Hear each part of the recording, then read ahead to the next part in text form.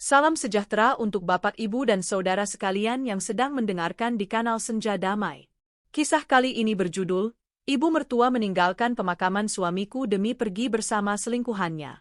Di tengah kesedihan, aku menerima pesan dari suamiku. Dia belum mati, segera datang ke pemakaman. Saat pertama kali menikah dan masuk ke keluarga suami, aku mengira diriku sangat beruntung. Keluarga suami terlihat terhormat, berkelas tinggi, semuanya tampak baik-baik saja. Namun tak lama kemudian, sifat asli keluarga suami perlahan terungkap. Dan aku pun terseret ke dalam pusaran yang tak pernah kuduga sebelumnya. Pagi itu, langit musim hujan begitu mendung, kabut tebal hingga tangan yang kuulurkan ke depan wajah pun terlihat samar. Pemakaman Mas Ardi diselenggarakan di rumah besar milik keluarga. Tak ada yang percaya direktur utama muda yang gagah seperti dia bisa pergi begitu mendadak hanya karena kecelakaan. Para tetangga berbisik-bisik, ada yang bersedih, ada yang menyayangkan, sedangkan aku merasa seperti orang yang baru saja kehilangan napas. Kakiku berdiri di depan peti jenazah dengan gemetar hebat. Rekan-rekan di perusahaan Mas Ardi bergantian memapahku. Semua orang berkaca-kaca. Namun yang paling membuat seluruh kerabat dan tetangga marah adalah Bu Hartini, ibu mertuaku, tidak hadir. Tidak ada satu kata pun, tidak ada doa dan zikir, bahkan tidak ada tatapan belas kasihan. Di media sosial, orang-orang melihat foto beliau sedang berada di resor di Bali, memakai kacamata hitam, minum air kelapa muda, tersenyum lebar di samping Pak Kurniawan, selingkuhannya. Pak Hendra tetangga sebelah menghela napas. Ya Allah, Mbak Sari, belum pernah saya melihat ibu mertua seperti itu, bagaimana bisa tahan? Aku tak bisa berkata apa-apa, hanya menunduk. Dalam hati aku masih mencoba menghibur diri, mungkin beliau belum tahu. Tapi kenyataannya semua orang tahu, hanya beliau yang bersikap seolah tidak terjadi apa-apa. Pak Bambang, pelayan lama keluarga, berdiri di sampingku dan berbisik, Mbak Sari, saya merasa kejadian ini tidak sederhana. Kematian Mas Ardi sangat mencurigakan, tapi saya belum berani bilang ke siapapun. Aku menatapnya dengan mata bengkak dan merah seperti meminta pertolongan. Beliau hendak menambahkan sesuatu ketika suara Dimas terdengar dari belakang membuat kami berdua terdiam. Mbak Sari, Pak bicara hal tidak penting apa? Dimas mendekat dengan wajah dingin. Dia lebih muda dari Mas Ardi, jadi aku selalu memanggilnya Dik. Meskipun dia adik tiri Mas Ardi, dia selalu menjaga jarak denganku. Sebuah kedinginan yang tidak bisa kujelaskan. Dik Dimas, tolong gantikan ibu untuk mendoakan Mas Ardi, kataku pelan. Dimas melirikku dengan wajah tanpa ekspresi. Mbak jangan panggil ibu sibuk, nanti juga mungkin tidak pulang. Kata-katanya seperti pisau yang mengiris hatiku, tapi sebelum sempat bereaksi, handphoneku di saku bergetar pelan. Di tengah pemakaman, bunyi notifikasi pesan terdengar begitu menyeramkan. Aku perlahan membuka handphone dan jantungku berhenti sejenak. Pesan singkat tertulis, Sari, ini aku. Aku belum mati, cepat ke pemakaman di kaki gunung. Tolong aku. Tanganku gemetar hingga hampir menjatuhkan handphone. Di depan mataku, segalanya menjadi gelap. Aku membaca tulisan itu puluhan kali, tidak percaya. Ini tidak mungkin. Apakah Mas Ardi benar-benar masih hidup atau seseorang sedang bercanda kejam? Aku berbalik mencari Pak Bambang hendak bertanya, tapi tepat saat itu tangisan keluarga terdengar keras. Orang-orang berkerumun menyampaikan belasungkawa hingga aku terjebak di tengah kerumunan. Tanganku mencengkeram handphone begitu kuat hingga rasanya layar akan pecah. Orang-orang mengira aku terharu, padahal sebenarnya aku panik hingga tak bisa bernapas. Bayu, asisten kepercayaan Mas Ardi, mendekat dengan mata merah. Mbak, saya merasa ada yang aneh. CCTV di pemakaman kaki gunung tadi menyala lalu tiba-tiba mati, seperti ada orang yang menyentuhnya. Aku tersentak. Pesan tadi, lalu CCTV, lalu firasat hatiku, semuanya seperti cocok. Tanpa berpikir lagi, aku menarik tangan Bayu mundur ke pintu belakang. Dit Bayu, ikut Mbak ke pemakaman sekarang, tapi jangan sampai ada yang tahu. Bayu panik. Mbak mau ngapain? Ini masih upacara pemakaman. Aku hanya berkata satu kalimat, Mbak harus pergi, kalau tidak Mbak akan menyesal seumur hidup. Kami menyelinap melewati kebun bambu di belakang rumah, menyeberangi jalan tanah merah menuju pemakaman di kaki gunung. Langit musim hujan begitu dingin menusuk, angin menderu di telinga seolah ingin menjatuhkan orang. Tapi kakiku seperti sudah mati rasa, aku hanya tahu berlari seolah jiwaku ditarik seseorang. Mendekati pemakaman, angin semakin dingin. Makam-makam baru dengan tanah masih basah, rumput belum sempat tumbuh. Senter kecil di tangan Bayu bergoyang-goyang. Aku berdiri di depan makam bertuliskan nama Mas Ardi, hatiku sakit hingga tak bisa bernapas. Aku menarik napas dalam dan memanggil dengan putus asa, Mas Ardi, Mas ada di sini tidak? Tak ada yang menjawab, hanya suara angin melolong. Bayu perlahan menggenggam tanganku, hendak menarikku pulang. Tapi tepat saat itu, terdengar suara gemerisik dari semak-semak di belakang makam. Aku dan Bayu serentak menoleh. Dari dalam kegelapan, sesosok bayangan berjalan terhuyung keluar. Tubuhnya penuh tanah, napasnya terputus-putus. Aku menjatuhkan senter dari tangan, mulutku berkata dengan suara tercekik, Mas Ardi. Aku berdiri membeku beberapa detik, pikiranku kosong seolah seseorang telah menarik semua kesadaranku. Bayu belum sempat bereaksi, senter sudah jatuh ke tanah, tapi cahayanya masih menyinari wajah pria yang gemetar di hadapan kami. Wajah Mas Ardi pucat pasi, bibirnya membiru karena dingin, kedua tangannya mencengkeram semak seolah berusaha keras untuk tetap berdiri.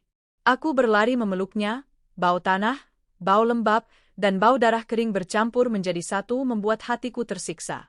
Mas, ya Allah, kenapa Mas jadi begini? Mas Ardi terengah-engah, suaranya serak. Sari, jangan menangis, aku masih hidup karena berhasil melarikan diri tapi tidak akan bertahan lama lagi. Bayu segera melepas jaketnya dan menutupi tubuh Mas Ardi. Mas Ardi, biar saya bantu, kita harus pergi dari sini segera, tempat ini berbahaya. Mas Ardi menggeleng lemah. Tidak, aku harus bilang dulu. Ibu, Bu Hartini bukan ibu kandungku. Dia dan Pak Kurniawan ingin membunuhku. Aku membeku, kata-kata itu seperti petir yang menyambar dadaku. Mas bilang apa? Ibu kenapa? Mas Ardi menggenggam tanganku, tenaganya begitu lemah seolah hanya tersisa setengah kekuatan. Dia sudah lama ingin merebut perusahaan. Bapak meninggal tidak secara alami. Malam itu Bapak minum minuman yang disiapkan oleh dia. Lalu tiba-tiba jatuh pingsan. Kata-katanya membuat bulu kuduku berdiri. Aku sudah berkali-kali mendengar tentang kematian ayah mertua Mas Ardi. Semua orang bilang itu serangan jantung. Tidak ada yang curiga? Bayu menatapku dengan mata terkejut. Mbak Sari, saya pernah dengar Pak Bambang bilang Bapak meninggal mendadak secara tidak wajar, tapi beliau tidak berani bicara keras-keras. Mas Ardi bernapas berat lalu melanjutkan, Bapak tahu Bu Hartini punya rencana jahat, jadi sebelum meninggal, beliau sudah menandatangani surat pengalihan seluruh hak waris kepadaku, bukan kepada Dimas. Dia sangat marah makanya dia bertindak. Aku takut sekaligus sedih. Selama ini aku masih menunduk menyapa beliau setiap hari. Masih berusaha menganggap beliau seperti ibu sendiri. Lalu kecelakaan Mas? Mas Ardi melanjutkan, itu ulah kelompok Joko.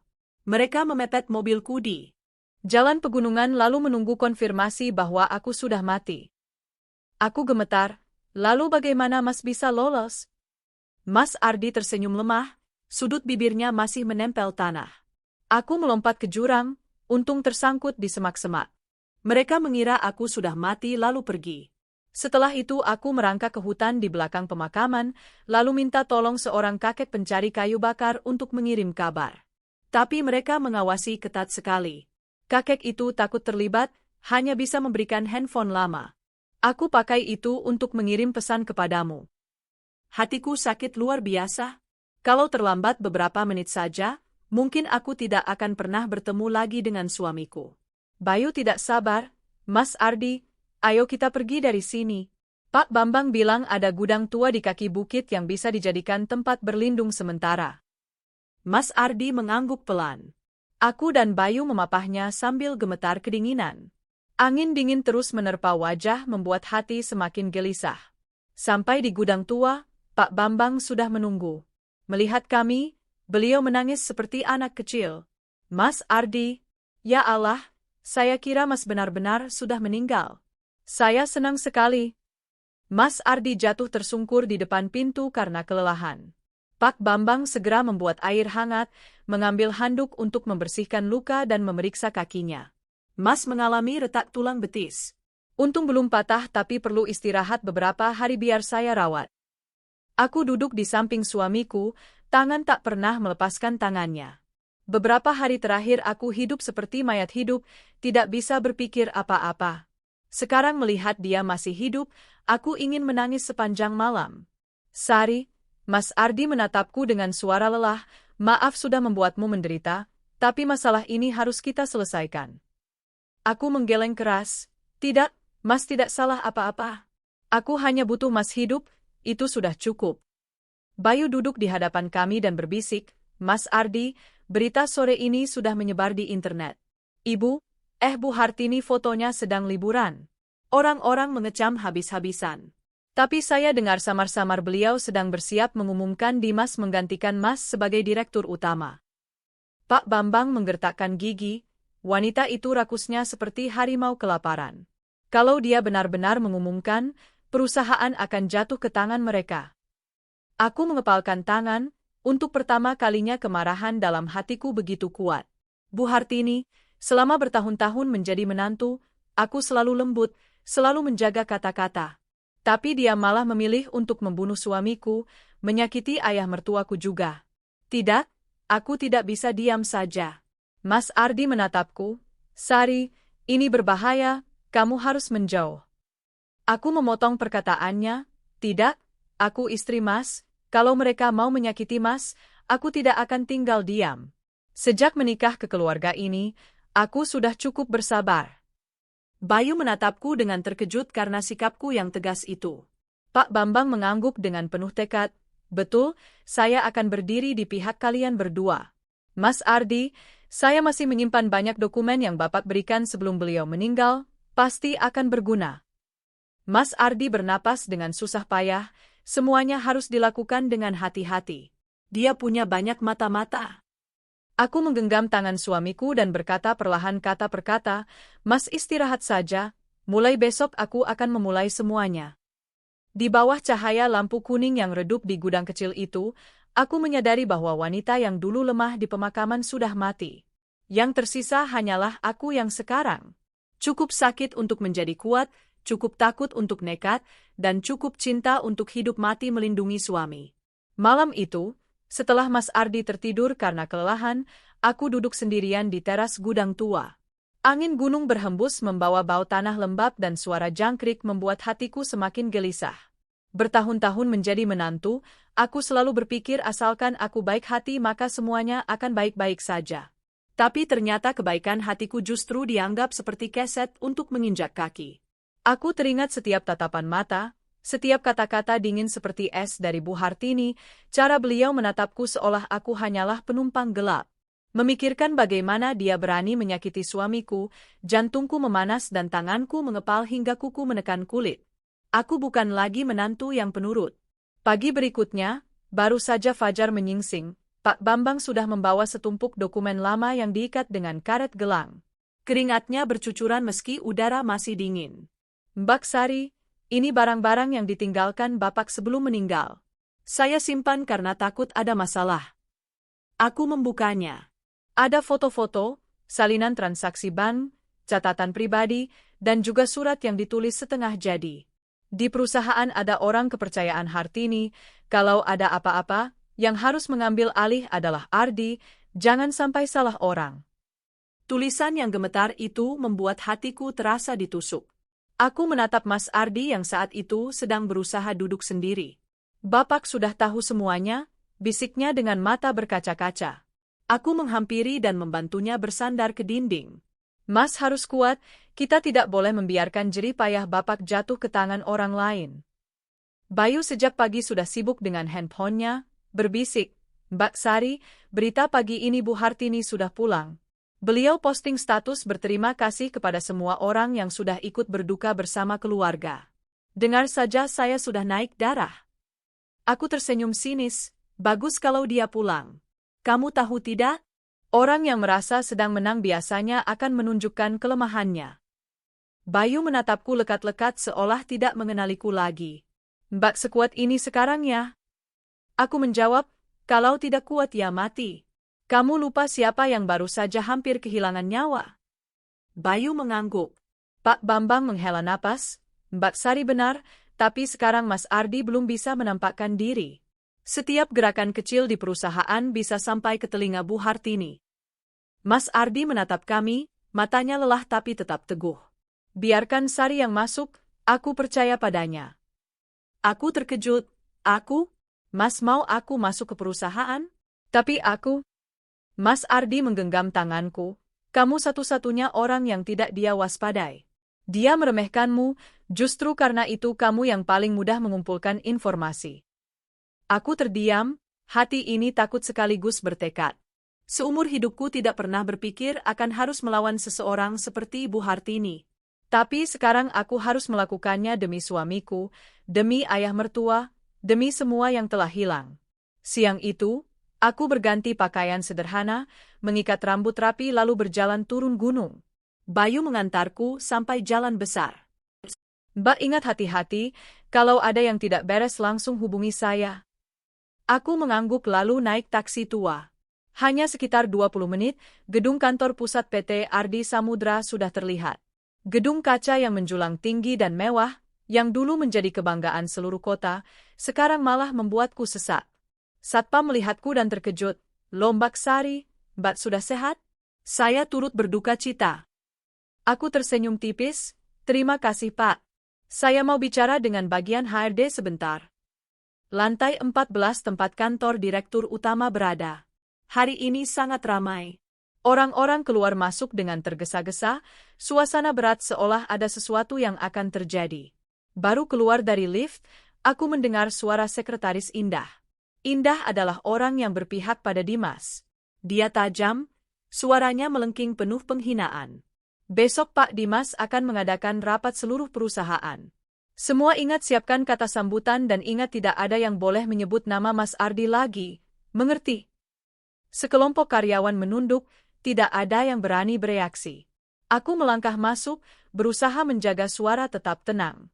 Indah, Mbak mau bertemu dengan Dewan Direksi. Indah berbalik dengan cepat, tatapan matanya melihatku seperti melihat orang yang tidak berguna. Oh Mbak Sari, kukira Mbak masih di pemakaman. Mbak kesini mau apa? Aku menatap langsung ke matanya tanpa menghindar. Aku istri Mas Ardi, aku berhak naik ke sini. Indah tersenyum mengejek, istri terus kenapa? Mas Ardi sudah tidak ada lagi. Sekarang perusahaan ini milik Pak Dimas, Mbak seharusnya tahu posisi Mbak. Seorang karyawan di dekatku menarik pelan lengan bajuku dan berbisik, Mbak jangan, dia sedang merekam. Aku tidak peduli. Aku menatap Indah dan berkata jelas kata per kata. Indah, Mbak ingat satu hal, sampai saat ini belum ada pengumuman resmi tentang pergantian kekuasaan. Dan selama belum ada pengumuman itu, kamu tetap harus menghormati aku, mengerti? Tatapan Indah sedikit gemetar lalu dia tertawa. Mbak Sari, Mbak pikir Mbak siapa? Aku langsung menjawab, aku adalah orang yang tidak disangka oleh ibu dan anak Bu Hartini akan kembali. Suasana seperti membeku, wajah Indah sedikit pucat. Aku mendekat ke mejanya dan berbisik, nanti ada orang yang akan datang mencari, jangan berbuat bodoh, Mbak hanya menasihatimu. Setelah berkata itu aku berbalik pergi. Meski kakiku gemetar hebat, aku tetap berusaha melangkah dengan mantap. Di belakangku aku mendengar Indah menelepon seseorang dengan tergesa-gesa. Pak Dimas, hari ini Mbak Sari datang, awas ada masalah. Aku berjalan langsung ke ruang kerja Mas Ardi. Semuanya masih di tempat yang sama tapi meja kerja sudah diganti papan nama menjadi wakil direktur sementara Dimas. Aku tersenyum dingin, baiklah. Aku berdiri di depan jendela kaca besar memandang kota yang ramai. Dalam hatiku terngiang kata-kata Mas Ardi tadi malam. Dia meremehkanmu, jadi kamu justru orang yang paling tidak dia waspadai. Benar sekali. Bu Hartini belum tahu aku sudah mengetahui segalanya. Dimas belum tahu Mas Ardi masih hidup. Indah belum tahu aku sudah mulai menyerang balik. Aku meletakkan tangan di atas meja Mas Ardi dan berbisik, Mas tunggu aku akan membalikkan semuanya. Belum pernah seumur hidupku merasa sekuat saat ini. Sebuah pertarungan diam-diam baru saja resmi dimulai. Dan aku, menantu yang dikira penurut dan penakut, justru menjadi orang yang menembakkan peluru pertama. Aku berdiri di ruang kerja Mas Ardi, menarik napas dalam-dalam untuk menenangkan diri. Lebih dari 3 tahun ini, aku sering naik ke sini membawakan makanan untuknya di hari-hari dia sibuk rapat dan tidak sempat makan.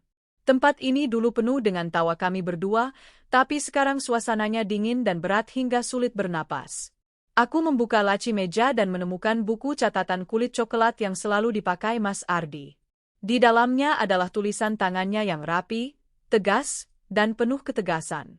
Aku membalik beberapa halaman dan menemukan catatan singkat tentang pengeluaran mencurigakan dari Dimas dan Sekretaris Indah.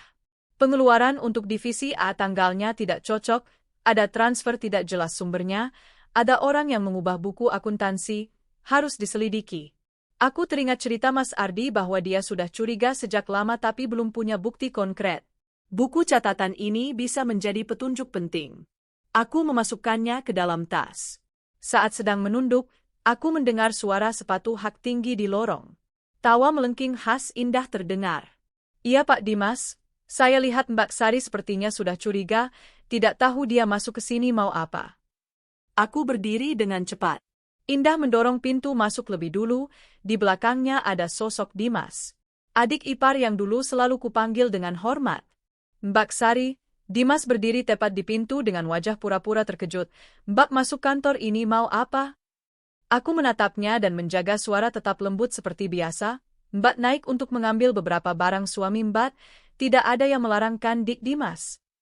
Dimas melirik cepat ke Indah lalu menyeringai, "Mbak Sari, Mbak harus tahu bahwa semua yang ada di kantor ini sekarang di bawah kekuasaan saya. Mbak masuk sendiri ke sini itu tidak baik." Indah menyela dengan suara tajam seperti pisau, "Iya betul, pagi tadi Pak Dimas sudah rapat internal. Mulai sekarang Mbak Sari tidak punya hak lagi untuk keluar masuk area pimpinan." Aku menatap langsung ke matanya, "Mbak tidak merusak apa-apa. Mbak hanya mengambil barang suami Mbak." Indah mencibir, "Suami apa? Mbak jangan lebay lagi. Mas Ardi sudah meninggal, Mbak seharusnya mulai terbiasa dengan kenyataan." Rasa dingin menjalar di punggungku. Kalau Mas Ardi tidak menyuruhku menahan diri, mungkin aku sudah menampar dia di tempat.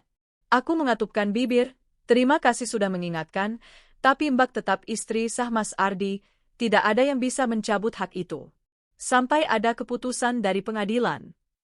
Dimas mengerutkan kening, wajahnya berubah. Indah tersenyum mengejek, "Ya Allah Mbak Sari, Mbak pikir Mbak bisa mengubah apa? Mbak cukup jadi janda baik-baik saja sudah cukup." Aku melangkah mendekat dan menatap langsung Indah, "Kamu jangan lupa, di dunia ini orang baik yang terpojok justru paling berbahaya."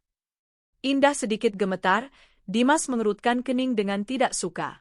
Aku melangkah ke pintu, sebelum pergi masih sempat tersenyum tipis, "Mbak pamit Dik Dimas, Mbak pulang dulu." Baru saja berbalik, aku mendengar Indah berbisik tapi cukup keras untuk kudengar, "Pak, saya rasa dia tidak sederhana, pasti ada sesuatu yang mencurigakan." Dimas menjawab dengan suara rendah dan tajam, "Awasi terus, kalau ada gerak-gerik apapun laporkan ke saya." Aku masuk ke lift, tangan mencengkeram erat tas. Seperti kata Mas Ardi, mereka tidak menyangka akulah orang yang akan melawan arus. Sore itu aku kembali ke gudang di gunung. Mas Ardi masih berbaring, wajahnya sudah sedikit lebih baik. Pak Bambang dan Bayu berdiri di samping kompor gas mini sedang memasak bubur ayam untuknya. Gudang itu memang tua tapi terasa hangat karena kami semua percaya pada satu hal yang sama. Harus merebut kembali keadilan. Aku menceritakan semua yang terjadi di kantor, setiap kata, setiap sikap, setiap tatapan. Bayu setelah mendengar langsung menggebrak meja. "Pantas saja sore ini saya dapat info internal bahwa besok Pak Dimas akan rapat seluruh perusahaan. Pasti Bu Hartini bersiap kembali ke perusahaan." Pak Bambang berdecak, mungkin wanita itu sedang berencana mengumumkan kekuasaan sebelum pemakaman selesai, mau memanfaatkan saat Mas Ardi tidak ada. Aku membuka tas dan mengeluarkan buku catatan coklat. "Mas Ardi, ini yang Mas simpankan." Mas Ardi melihat buku itu, matanya berbinar, "Benar, itu dia Sari. Buku ini ada beberapa catatan penting tapi belum cukup bukti." Bayu duduk mendekat, Mas Ardi, biar saya lacak ulang riwayat transaksi. Beberapa bulan ini Indah banyak menghapus data tapi saya punya cara untuk memulihkan versi aslinya. Aku menatap Bayu, kamu bisa? Hati-hati mereka mengawasi. Bisa Mbak? Saya sudah kenal sistem sejak awal masuk kerja, hanya saya dan Mas Ardi yang tahu password level 2 servernya. Pak Bambang duduk di hadapanku, suaranya penuh kekhawatiran. Mbak Sari, masalah ini sudah dalam sekali, Mbak takut tidak? Aku menatap beliau, suaraku sangat tenang. Pak, saya takut, tapi takut bukan berarti saya menyerah. Aku menggenggam tangan Mas Ardi, kita harus berperang besar. Tapi harus berperang dengan cerdas, tidak boleh sampai mereka mengetahui terlalu cepat. Mas Ardi mengangguk dan mengusap pelan rambutku. Sari, terima kasih. Kalau tidak ada kamu, aku tidak tahu masih punya kesempatan atau tidak. Aku menunduk menyembunyikan mata yang pedih. Sejak menikah dengan dia, aku selalu berpikir aku hanya orang yang berdiri di samping sebagai pendukung. Tapi sekarang akulah orang yang maju ke garis depan. Malam itu kami bertiga, aku, Bayu, dan Pak Bambang duduk mengelilingi meja kayu kecil. Mas Ardi berbaring istirahat tapi matanya tetap terbuka memperhatikan. Kami mulai menggambar peta. Pihak baik, pihak jahat, rantai yang harus diputus, orang yang mungkin berbalik, orang yang bisa dipercaya. Bayu memegang pulpen dan bicara cepat. Besok kalau Pak Dimas rapat perusahaan, pasti dia akan mengumumkan pengambil alihan kekuasaan. Kalau begitu harus ada seseorang yang mengacaukan rencana mereka. Aku langsung menjawab, biar Mbak. Mbak akan masuk langsung ke rapat itu. Bayu dan Pak Bambang serentak menoleh menatapku seolah aku baru saja mengatakan sesuatu yang gila. Bayu kaget, ya Allah Mbak pergi sendirian ke sana sama saja menyerahkan kepala untuk mereka penggal. Pak Bambang menggeleng terus-menerus, Mbak Sari, Mbak sudah pikir matang? Mereka bukan orang sembarangan. Aku tetap tenang. Pak, kalau kita tidak mendorong mereka ke posisi terdesak, mereka akan semakin maju. Saya pergi bukan untuk menang, saya pergi untuk mengulur waktu agar Bayu bisa memulihkan data dan agar mereka menunjukkan kelemahan sendiri. Bayu membelalak, Mbak serius? Aku mengangguk, serius. Ruangan hening beberapa detik lalu Mas Ardi berkata dengan suara lemah tapi tegas, Sari benar. Bu Hartini meremehkan Sari, justru karena itu Sari bisa membuat dia lengah. Aku menoleh menatap suamiku. Dia menatapku seolah percaya padaku lebih dari percaya pada dirinya sendiri.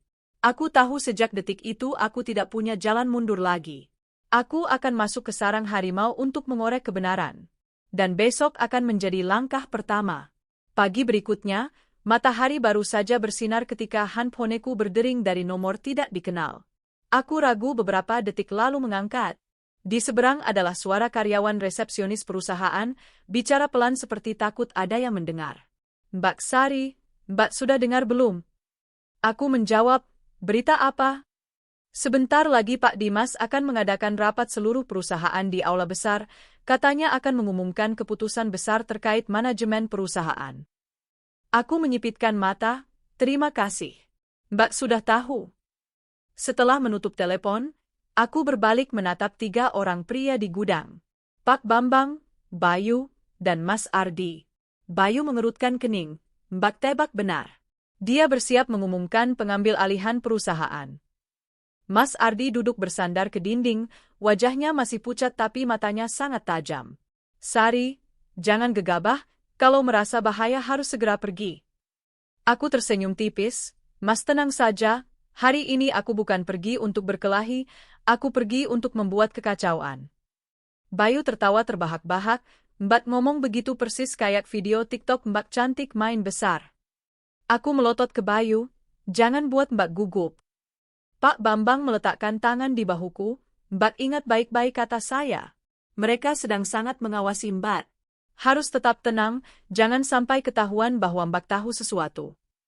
Aku mengangguk. Dalam hati terasa sesak. Hari ini mungkin aku akan berhadapan langsung dengan Bu Hartini, ibu mertua atau lebih tepatnya ibu tiri yang penuh ambisi, orang yang sudah ingin mengambil nyawa suamiku. Aku menarik napas dalam lalu meninggalkan gudang. Jalan menuju perusahaan penuh sesak kendaraan, karyawan berjalan tergesa-gesa, semua orang ribut. Gedung besar bersinar terang, sangat berbeda dengan suasana suram beberapa hari lalu. Aku melangkah masuk ke lobi, tatapan banyak orang tertuju padaku dengan penuh keheranan. Loh, Mbak Sari datang. Kenapa dia ke kantor saat seperti ini? Mbak Sari kelihatan beda banget ya, terlihat lebih kuat. Aku mendengar semuanya tapi tidak peduli. Aku berjalan langsung ke aula di lantai 5. Di dalam orang sudah hampir penuh. Sekretaris Indah berlari ke sana kemari, tangan memegang setumpuk dokumen tebal, rambutnya dikeriting rumit, bibirnya merah menyala. Melihatku, dia mengangkat alis. Mbak Sari, Mbak kesini mau apa? Ini rapat penting, Mbak tidak ada dalam daftar. Aku tersenyum tipis, tidak ada nama, tapi Mbak punya hak. Mbak istri Mas Ardi. Indah tersenyum mengejek, lagi-lagi, Mbak pikir perusahaan ini berjalan berdasarkan perasaan. Aku menjawab santai, Mbak hanya datang untuk mendengarkan. Indah hendak bicara lagi ketika tiba-tiba pintu aula terbuka lebar. Dimas masuk dengan jas rapi, rambut disisir klimis mengkilap, di belakangnya ada Bu Hartini. Melihat Bu Hartini, jantungku seperti dicengkeram. Beliau memakai kebaya hijau tua, leher berkalung batu mulia, wajah dipoles bedak putih tebal, bibir merah menyala. Penampilannya tidak seperti orang yang sedang berkabung atas kematian suami tapi seperti sedang menghadiri pesta kemenangan. Seluruh aula berdiri menyambut. Aku menatap beliau berusaha menjaga tatapan tetap tenang. Bu Hartini melirikku sekilas lalu langsung berpaling seolah aku tidak ada. Aku sudah terbiasa dengan tatapan itu, tapi hari ini aku tidak lagi menunduk. Dimas naik ke panggung, mengambil mikrofon, suaranya penuh percaya diri. Yang terhormat seluruh karyawan PT Ardi Samudra. Seperti yang kalian semua ketahui, Mas Ardi, kakak saya, telah pergi mendadak dalam kecelakaan yang menyedihkan. Aku mengepalkan kedua tangan, Dimas mengatakan kalimat itu dengan begitu tenang hingga membuatku merinding. Oleh karena itu, agar perusahaan tidak terganggu, hari ini saya mewakili keluarga mengumumkan bahwa dia berhenti sejenak dan menatap ke arah Bu Hartini. Beliau mengangguk pelan. Dimas meninggikan suara, saya Dimas akan resmi mengambil alih posisi Direktur Utama PT Ardi Samudra. Seluruh aula riuh, ada yang bertepuk tangan secara refleks, ada yang bingung, ada yang menunduk, ada yang menutup mulut tidak percaya. Indah cepat-cepat menyalakan slide presentasi, suaranya melengking, perusahaan akan punya arah baru, pemimpin baru yang muda, dinamis, dan berbakat. Aku maju 2 langkah, seluruh aula menoleh menatapku. Dimas mengerutkan kening, Mbak Sari, ini bukan tempat untuk Mbak ikut campur. Bu Hartini berkata dengan suara tajam, menantu tidak punya hak bicara soal perusahaan. Aku menjaga suara tetap lembut, Dik Dimas, Mbak hanya ingin bertanya satu hal. Dimas tetap angkuh, tanya saja. Aku menatap langsung ke matanya, kata per kata. Adik punya dokumen hukum yang mengizinkan adik mengambil alih kursi Direktur Utama sementara pemakaman Mas Ardi belum selesai. Aula hening senyap. Bu Hartini membelalak, Indah pucat pasi. Dimas tergagap beberapa detik lalu berkelit, Mbak jangan membesar-besarkan masalah, ini keputusan keluarga. Aku bertanya lagi, suara rendah tapi tajam, keluarga? Ayah mertua Mbak? Aku tahu hari ini aku belum bisa menjatuhkan pihak Bu Hartini, tapi hanya dengan beberapa pertanyaan saja sudah cukup membuat mereka waspada. Itulah tujuanku, membuat mereka kehilangan ketenangan. Tepat saat itu, handphone di sakuku bergetar pelan. Pesan dari Bayu, Mbak Sari, saya berhasil memulihkan data asli. Ada jejak penggelapan, ada transaksi antara Dimas, Indah, Pak Kurniawan, ada juga kontrak menyewa kelompok Joko. Mbak segera keluar. Mataku membesar, aku mendongak menatap Bu Hartini dan beliau juga sedang menatapku. Tatapan itu bukan lagi tatapan meremehkan. Itu adalah tatapan orang yang mulai ketakutan. Aku dengan tenang menundukkan kepala, Mbak permisi pulang duluan. Lalu berbalik dan berjalan keluar dari aula. Tidak tahu bagaimana wajah Bu Hartini berubah di belakangku, tapi aku tahu satu hal. Pertarungan ini dimulai dari detik itu. Baru saja melangkah keluar dari gerbang perusahaan, aku langsung merasakan ada tatapan yang mengikuti dari belakang.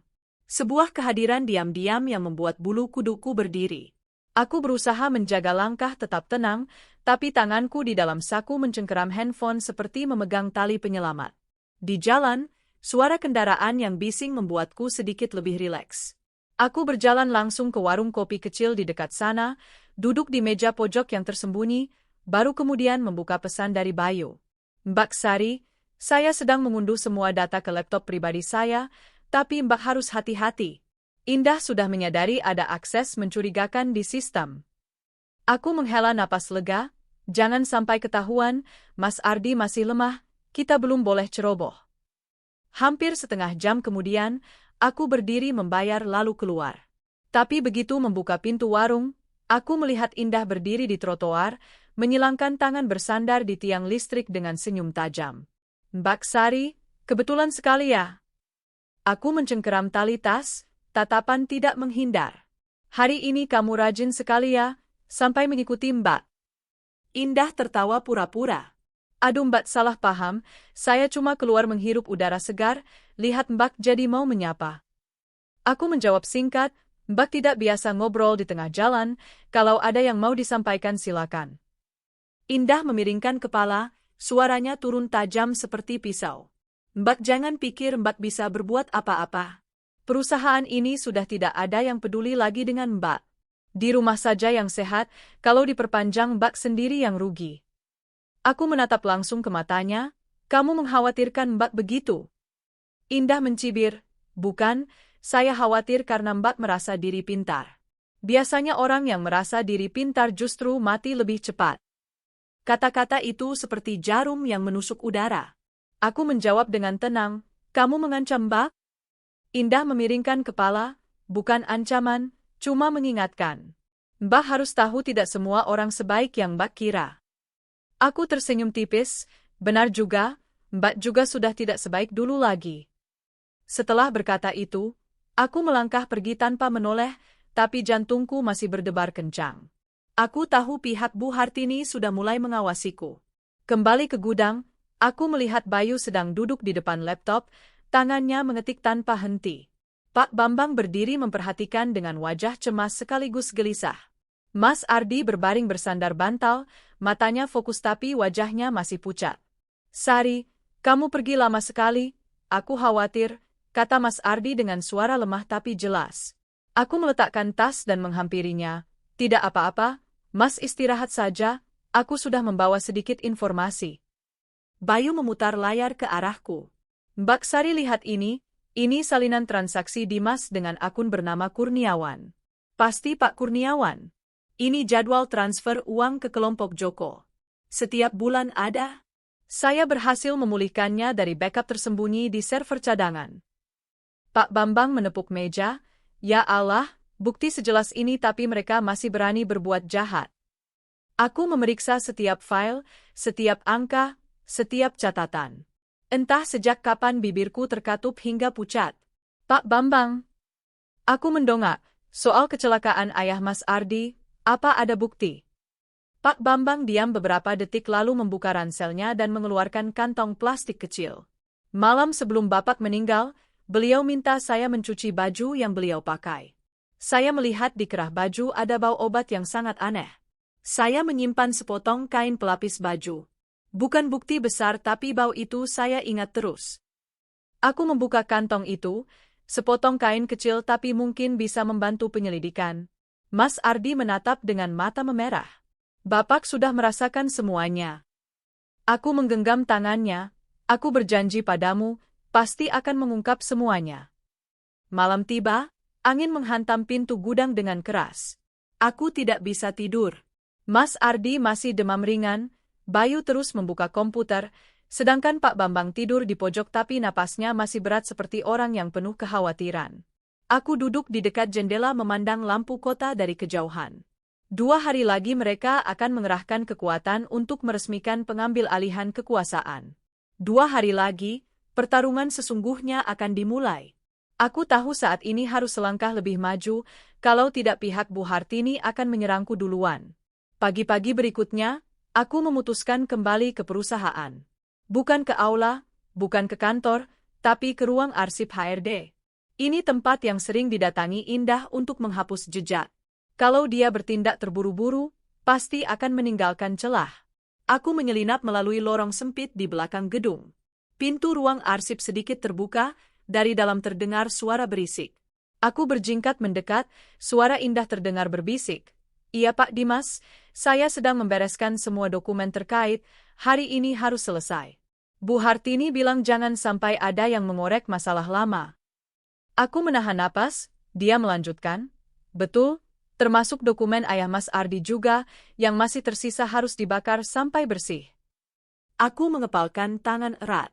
Tepat saat itu terdengar suara kertas disobek, lalu suara korek api. Indah bersiap membakar dokumen. Aku tidak bisa diam lagi. Aku mendorong pintu dan masuk dengan suara lebih keras dari biasa.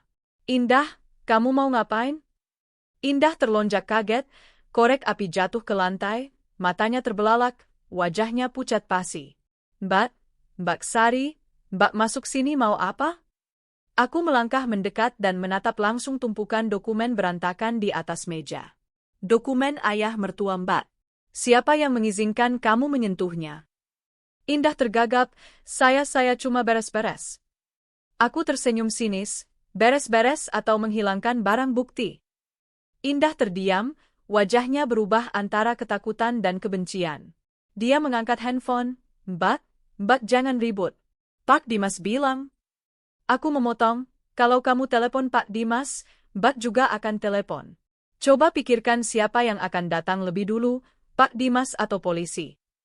Indah menelan ludah, matanya bergerak gelisah. Aku membuka tas, mengeluarkan handphone dan benar-benar menekan nomor. Bukan polisi tapi Bayu. Suaraku jelas, "Halo Bayu, kamu sudah selesaikan bagian datanya? Ingat simpan salinan aslinya untuk besok kita serahkan ke tim penyidik."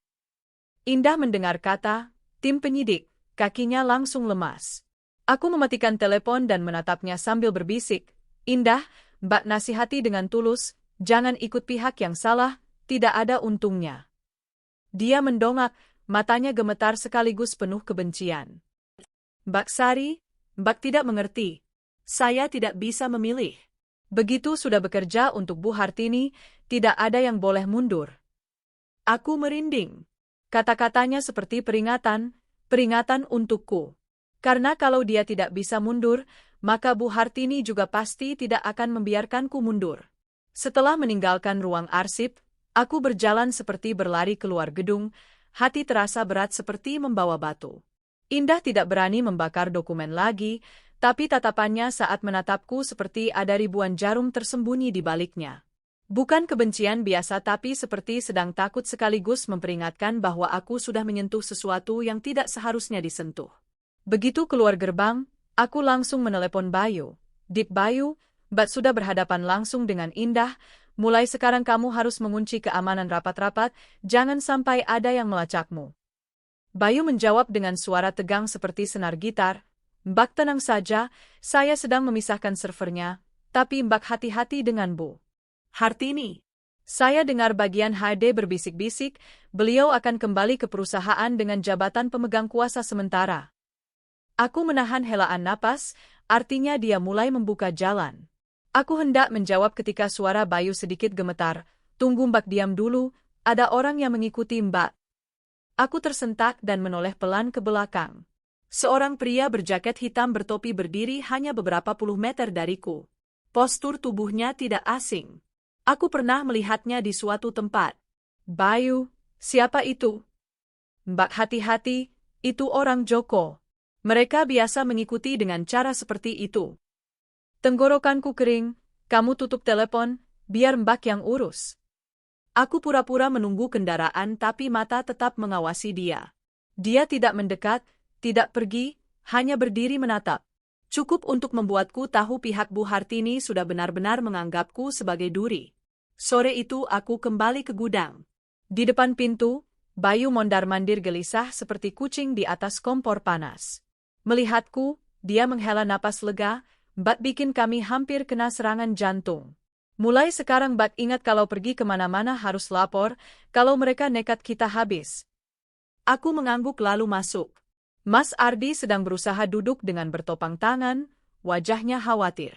Kenapa lama sekali, Sari? Aku takut. Aku meletakkan tangan di bahunya, aku baik-baik saja. Cuma hari ini situasinya lebih tegang dari yang kukira. Aku menceritakan soal Indah dan soal diikuti. Mas Ardi mendengarkan sambil mencengkeram selimut hingga buku-buku jarinya memutih. Sari, jangan sampai mereka menyentuhmu, kalau terjadi sesuatu. Aku memotong, tidak akan Mas, aku tidak mudah jatuh seperti dulu lagi. Pak Bambang membuka panci bubur ayam, aromanya menyebar ke seluruh ruangan. Mbak Sari, urusan ini memang butuh nyali besar. Tapi ingat, nyali besar harus diimbangi kehati-hatian besar. Aku tertawa kecil, ya Pak, saya tahu. Bayu kembali membuka laptop, Mas Mbak lihat ini, dengan bukti yang saya dan Pak Bambang kumpulkan, mereka tidak akan bisa lolos. Tapi yang penting harus diumumkan di depan seluruh perusahaan. Mas Ardi menarik napas dalam, harus pilih waktu yang tepat dan harus punya tekanan yang cukup. Aku menatap Mas Ardi, kalau Mas muncul di saat yang tepat, Bu Hartini tidak bisa berkutik. Bayu langsung mengangguk. Betul, betul sekali, kemunculan mendadak adalah pukulan paling kuat. Mas Ardi menggeleng, tapi saat ini aku masih lemah, lagi pula mereka belum menunjukkan semua wajah aslinya. Kalau aku muncul terlalu cepat akan menyia-nyiakan kesempatan. Aku terdiam berpikir, dia benar, untuk mengalahkan orang kuat harus menunggu saat mereka paling lengah. Dan momen itu sudah hampir tiba. Larut malam aku keluar untuk menghirup udara segar. Langit tenang tanpa angin, suasana sunyi luar biasa. Cahaya lampu kuning dari jalan kecil menyinari bayangan pohon yang memanjang. Entah kenapa aku merasa sangat gelisah. Aku duduk di undakan gudang, memeluk lutut memandang jauh ke arah keluarga suami. Ayah mertua, suami, semuanya sedang dihancurkan oleh tangan seorang wanita yang seharusnya menjadi ibu bagi suamiku. Sekitar pukul 9 malam, handphoneku bergetar dari nomor tidak dikenal. Kali ini suara di seberang rendah dan penuh ancaman. Mbak Sari kan? Aku ragu-ragu, siapa ini? Suara itu tertawa pelan, tidak penting siapa saya. Yang penting Mbak harus mengkhawatirkan diri sendiri. Mbak sudah tahu terlalu banyak. Dadaku terasa sesak, tapi suaraku tetap tenang. Kenapa saya harus menuruti orang yang bersembunyi? Tawa di seberang tajam seperti pisau, karena Mbak tidak ingin jadi orang berikutnya yang berbaring di peti mati. Aku mencengkeram handphone erat, kamu mengancam saya. Bukan ancaman, cuma mengingatkan. Kami sudah melakukannya sekali, melakukannya lagi juga tidak sulit. Aku tersentak. Kami, katanya, jelas ini pihak Joko. Aku tidak berkata apa-apa lagi, hanya menjawab dingin, terima kasih. Tapi saya tidak mati semudah itu. Setelah menutup telepon, tanganku gemetar. Aku tahu pertarungan ini sudah jauh melampaui urusan perusahaan. Ini adalah pertarungan hidup mati. Aku kembali ke dalam dan menceritakan semuanya. Mas Ardi langsung bangkit, Sari, kamu tidak boleh keluar sendirian lagi. Aku tersenyum sedih, masa harus bersembunyi terus Mas? Bayu menggebrak meja, bukan bersembunyi tapi harus menyerang duluan. Mbak Sari, saya rasa sudah waktunya kita mengungkapkan sebagian kebenaran. Aku menatap Bayu, maksudmu? Bayu melirik Mas Ardi lalu menatapku, besok di rapat Dewan Direksi, Mbak harus melakukan sesuatu. Aku menatap ketiga pria di hadapanku, apa? Bayu berbisik, beritahu Bu Hartini bahwa Mbak sudah tidak takut lagi padanya, dan beritahu dia bahwa dia bisa membunuh satu orang tapi tidak bisa membunuh semua kebenaran. Aku terdiam beberapa detik lalu mengerti. Tidak perlu Mas Ardi muncul, tidak perlu mengungkapkan semua bukti, cukup satu pukulan kejutan yang membuat Bu Hartini goyah. Aku mengangguk. Malam itu aku berbaring di samping Mas Ardi, tidak bisa tidur. Dia merangkul bahuku, kehangatan tubuhnya membuat hatiku tenang. Sari, besok hati-hati. Iya Mas, Mas juga harus menungguku. Dia menggenggam tanganku erat, aku percaya padamu. Aku memejamkan mata, tahu bahwa besok pagi aku harus berhadapan langsung dengan seorang wanita yang pernah ingin merebut nyawa suamiku. Dan kali ini aku tidak pergi untuk gemetar lagi, aku pergi untuk menyerang. Pagi berikutnya, langit kelabu seperti pertanda hari yang tidak tenang. Aku turun dari taksi di depan gerbang PT Ardi Samudra, hati cemas sekaligus bertekad. Hari ini Dewan Direksi mengadakan rapat tertutup, rapat terpenting sejak kecelakaan Mas Ardi, dan untuk pertama kalinya Bu Hartini akan muncul secara terbuka setelah liburan yang penuh skandal.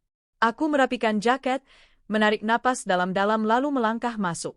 Karyawan menatapku dengan bingung, ada yang mengangguk menyapa, ada yang saling berbisik, ada yang berusaha menghindari tatapanku.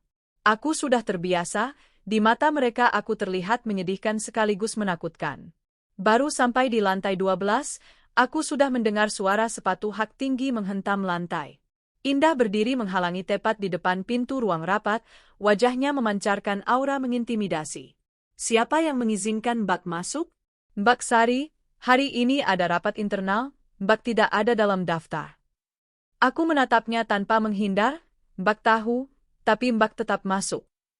Indah tertawa sinis, Mbak pikir Mbak siapa? Aku menjawab santai, orang yang belum bisa kamu jatuhkan. Indah memerah, Mbak mau cari masalah? Aku merendahkan suara, kamu yang seharusnya ingat, kamu sedang membakar dokumen secara ilegal. Mbak yang berhak bertanya, kamu mau cari masalah? Indah pucat pasi. Aku menatap langsung ke matanya lalu mendorong pintu masuk ke ruang rapat tanpa minta izin. Di dalam, jajaran pimpinan tinggi sudah duduk lengkap. Aku melihat banyak wajah yang dulu dekat dengan Mas Ardi kini menunduk diam di bawah tekanan baru. Mereka menatapku dengan terkejut saat melihatku masuk seperti angin puyuh. Dimas duduk di posisi ketua, jas abu-abu rapi, tangan memakai jam tangan mewah, berusaha bergaya seperti bos muda. Bu Hartini duduk di sampingnya, tatapan tajam menyapu sekeliling. Ketika melihatku, beliau sedikit tersentak, tapi hanya sedetik sebelum kembali memasang sikap angkuh. Sari, ini rapat tingkat tinggi, kamu tidak berhak ikut. Aku melangkah maju, berdiri tepat di samping barisan kursi depan. Saya tahu, tapi saya datang mewakili Mas Ardi. Seluruh ruangan membeku. Dimas menggebrak meja, Mbak jangan bicara sembarangan, Mas. Ardi sudah meninggal. Aku menoleh padanya dengan suara seringan angin. Kalau begitu kenapa kamu gemetar? Dimas pucat pasi, ruangan bergumam pelan. Bu Hartini menatapku lama, raut tidak senang sekilas terlihat. Sari, kamu tahu kamu sedang melakukan hal sia-sia? Ardi sudah meninggal, kamu seharusnya mendoakan almarhum, jangan ikut campur urusan orang dewasa. Aku merendahkan suara, kata per kata seperti ditahan. Ibu, kenapa ibu begitu yakin Mas Ardi sudah meninggal? Udara membeku. Bu Hartini sedikit terhenti, tapi segera tersenyum dingin. Kamu bicara apa? Masa ibu yang membunuhnya? Aku menatap langsung padanya. Saya tidak bilang begitu, tapi ibu seharusnya bertanya pada diri sendiri. Kata-kata itu membuat banyak tatapan berubah. Tepat saat itu, Sekretaris Indah masuk dan memberikan setumpuk dokumen kepada Dimas. Aku melihat tangan perempuan itu sedikit gemetar. Dimas membaca sekilas lalu berdiri dan berkata keras, saya nyatakan mulai hari ini saya akan resmi mengambil alih posisi Direktur Utama menggantikan kakak saya. Ini keputusan keluarga dan Dewan Direksi sementara. Aku menyeringai, sekarang waktunya melancarkan serangan. Aku maju selangkah, Dik Dimas, Mbak hanya mau bertanya satu hal. Mana dokumen hukumnya? Dimas membentak. Tidak ada hubungannya dengan Mbak. Aku berbalik menatap seluruh dewan, kalau Mas Ardi benar-benar meninggal, menurut hukum istri sah punya hak waris prioritas. Siapa di sini yang sudah melihat surat kuasa dari Mas Ardi untuk Dimas? Seluruh ruangan hening senyap, beberapa orang mulai saling pandang dan terdengar bisikan pelan.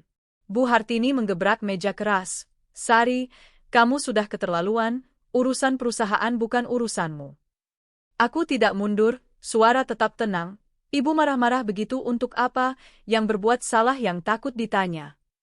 Indah berdiri di belakang Bu Hartini dengan wajah pucat pasi, Dimas mencengkeram dokumen hingga ujungnya kusut. Aku tahu aku menusuk tepat sasaran. Tepat saat itu, pintu ruang rapat terbuka lagi. Seorang karyawan berlari masuk dengan panik. Maaf, Bu Hartini, polisi sedang datang ke lobi bawah. Seluruh ruangan berguncang. Indah mundur selangkah, Dimas pucat seperti kertas. Hanya Bu Hartini yang berusaha tetap tenang, tapi matanya bergetar dengan jelas. Aku menahan senyum. Bayu sudah memperhitungkan waktunya dengan sempurna. Aku melangkah mendekati meja rapat dan berkata jelas kata per kata, saya tidak melapor ke polisi, tapi ada orang yang melapor. Bu Hartini berdiri dengan cepat, siapa yang berani melapor? Aku menyilangkan tangan, menurut ibu siapa yang punya alasan paling kuat? Wajah Bu Hartini berubah, tatapannya sekilas panik tapi segera berubah menjadi marah. Sari, kamu berani main-main dengan ibu.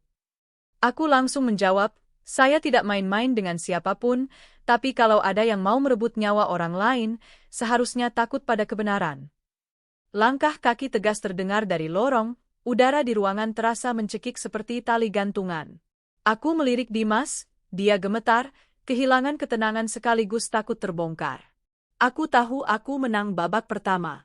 Kalau Bapak, Ibu, dan saudara sekalian merasa sampai di sini ceritanya mulai menegangkan, jangan lupa tinggalkan like atau komentar. Menurut Anda, apa yang akan Anda lakukan dalam situasi seperti ini? Di bagian selanjutnya masih banyak kejutan loh.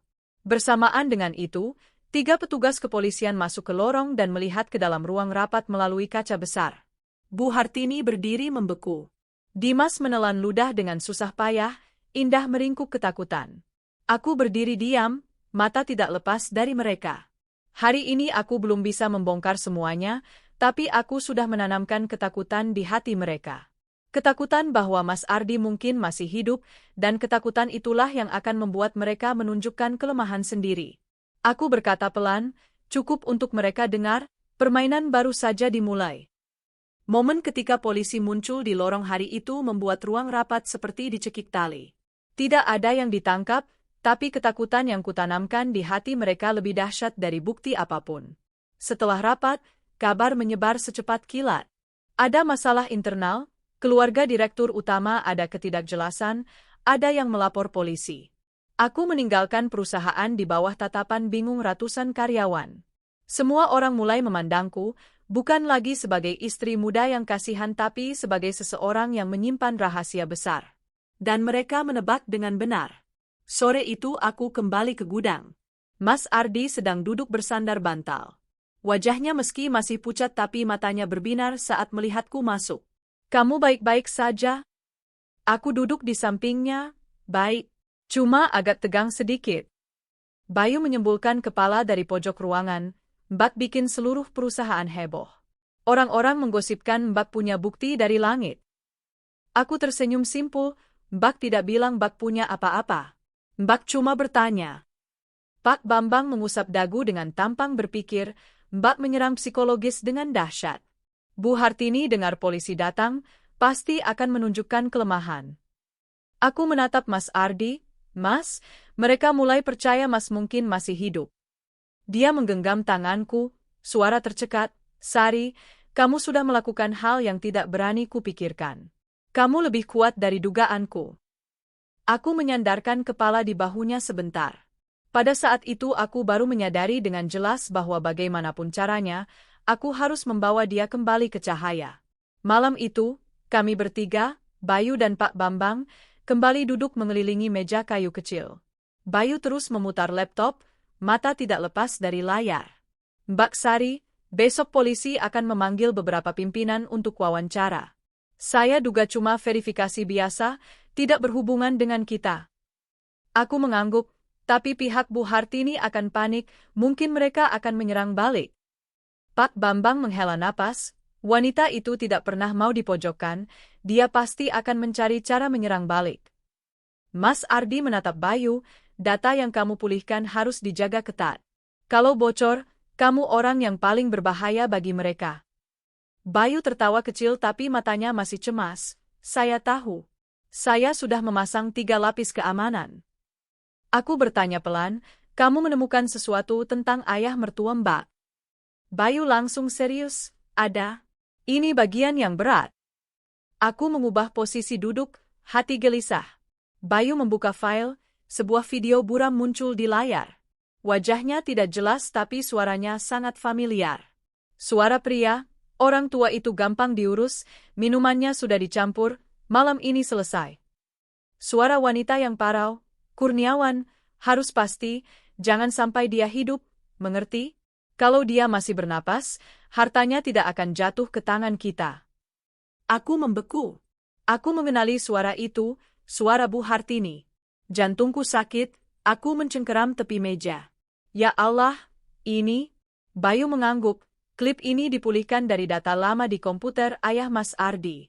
Kemungkinan beliau curiga jadi diam-diam merekam. Meski wajahnya tidak jelas, suaranya tidak mungkin salah. Pak Bambang menggebrak meja keras, saya sudah tahu.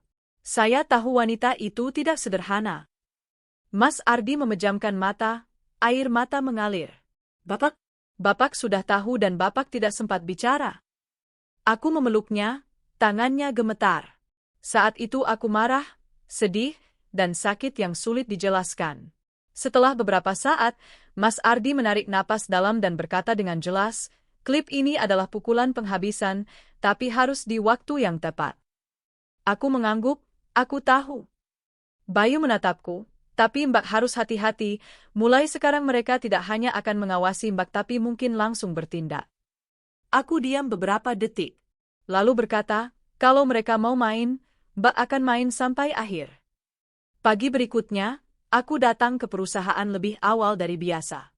Suasana suram menyelimuti seluruh gedung. Karyawan berangkat kerja dengan wajah seperti baru menyaksikan sesuatu yang mengerikan. Aku bisa menebak alasannya saat mendengar dua resepsionis berbisik. Katanya tadi malam Bu Hartini memanggil orang ke kantor untuk rapat darurat. Sepertinya beliau curiga ada yang melapor polisi. Katanya beliau marah sampai melempar vas bunga. Aku mengatupkan bibir, Bu Hartini sedang mengamuk. Aku berjalan langsung ke lift. Saat pintu terbuka, ada orang keluar dan hampir menabrakku. Ternyata Pak Kurniawan. Dia menatapku, tatapannya tidak lagi ramah seperti di foto resor, melainkan kebencian yang dingin. Dia berkata dengan suara pelan tapi tajam seperti duri, Mbak berani sekali, tapi terlalu berani tidak berumur panjang. Aku menjawab tanpa gemetar, Bapak seharusnya bertanya pada diri sendiri siapa yang tidak akan berumur panjang. Pak Kurniawan menyipitkan mata, masih muda belum tahu langit tinggi bumi tebal. Aku melangkah mendekat, Bapak ingat ya, saya bukan lagi menantu penurut seperti dulu. Pak Kurniawan tersenyum mengejek lalu pergi, tapi aku tahu tatapannya saat berbalik penuh niat jahat. Baru naik ke lantai 12, pintu ruang rapat terbuka dan Bu Hartini muncul. Beliau melihatku dan berhenti. Beliau berjalan langsung mendekat, berdiri tepat di hadapanku. Jaraknya begitu dekat hingga aku bisa mencium bau parfum menyengat yang familiar. Bau yang sudah kucium selama bertahun-tahun menjadi menantu. Sari. Beliau berkata dengan suara rendah, kamu pikir kamu bisa berbuat apa? Mau menantang ibu? Aku menjaga tatapan tetap tenang. Kalau ibu takut, silakan berpikir begitu. Bu Hartini menggertakkan gigi, kamu khawatirkan dirimu sendiri dulu. Suamimu sudah mati, jangan sampai kamu harus mengadakan pemakaman lagi. Aku menegakkan punggung, saya tidak akan mati dan suami saya juga tidak mati. Bu Hartini terhenti 2 detik, jantungku berdebar kencang. Beliau menatapku tajam seolah ingin mengorek setiap pikiran di kepalaku. Kamu bilang apa? Tanyanya perlahan. Aku tersenyum sangat tipis dan menjawab perlahan, saya bilang, ibu cepat atau lambat akan bertemu lagi dengan orang yang ibu kira sudah mati. Beliau mundur sedikit, tatapannya untuk pertama kalinya menunjukkan ketakutan yang jelas. Hanya sedetik tapi aku melihat semuanya. Aku berbalik melangkah pergi, meninggalkan Bu Hartini yang berdiri membeku di tengah lorong. Hari ini aku belum mengungkapkan bukti, tapi aku sudah menanamkan sesuatu yang lebih menakutkan di hatinya. Keyakinan bahwa Mas Ardi masih hidup. Keesokan harinya, baru saja menginjakkan kaki di perusahaan, aku langsung merasakan suasana kacau. Karyawan berjalan tergesa-gesa, wajah semua orang tegang. Bisikan bersambung seperti ombak yang bergulung. Katanya beberapa kontrak besar akan ditarik. Tadi malam sistem error, banyak data hilang. Ada yang bilang ada kelompok asing menelepon mengancam karyawan. Aku melangkah cepat ke lift, hati dipenuhi perasaan tidak enak. Bayu sudah mengirim pesan sejak pagi, Mbak Sari hati-hati, internal sudah berantakan, ada yang sengaja merusak. Aku langsung tahu. Pihak Bu Hartini mulai menyerang balik. Ketika terpojok, orang jahat akan mengamuk. Baru sampai di lantai 14, aku melihat dua karyawan akuntansi sedang menangis. Aku menghampiri mereka. Ada apa? Salah satu perempuan menangis terseduh-seduh. Mbak, kami ditelepon orang asing yang mengancam akan memecat kami. Bilang kalau tidak berhenti akan tidak aman, saya takut sekali. Aku menatapnya dengan suara lembut tapi tegas. Tidak ada yang berhak mengancam kalian seperti itu. Kalian tetap bekerja seperti biasa, kalau ada yang telepon lagi, berikan nomornya ke Mbak. Perempuan itu gemetar tapi mengangguk.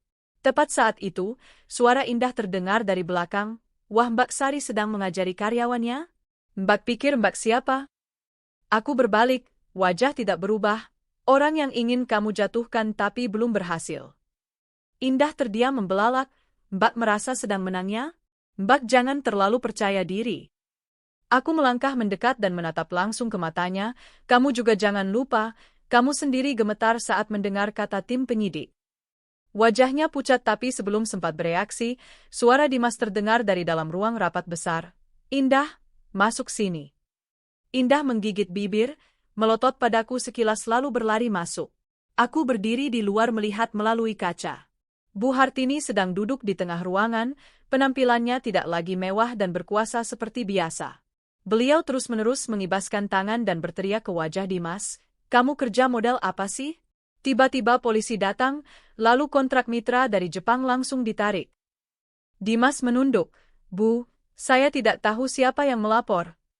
Tidak tahu lalu kamu duduk di situ untuk apa? Gertak beliau. Beberapa saat kemudian, teriakan beliau terdengar sampai ke lorong. Indah, cepat periksa sistem data. Tadi malam kehilangan berapa banyak file. Kenapa bermasalah tepat di saat seperti ini? Aku tertegun. Kalau Indah menemukan Bayu sedang memulihkan data dari server cadangan, bahayanya akan berlipat ganda. Aku mengirim pesan ke Bayu, kunci semuanya, jangan sampai ada yang melacakmu. Sangat berbahaya. Bayu membalas hampir seketika, "Iya Mbak, saya sedang memisahkan sistemnya sepenuhnya. Pak Bambang berjaga di pintu untuk saya." Aku menghela napas lega. Menjelang siang, aku turun ke kantin membeli sedikit makanan untuk dibawa ke atas.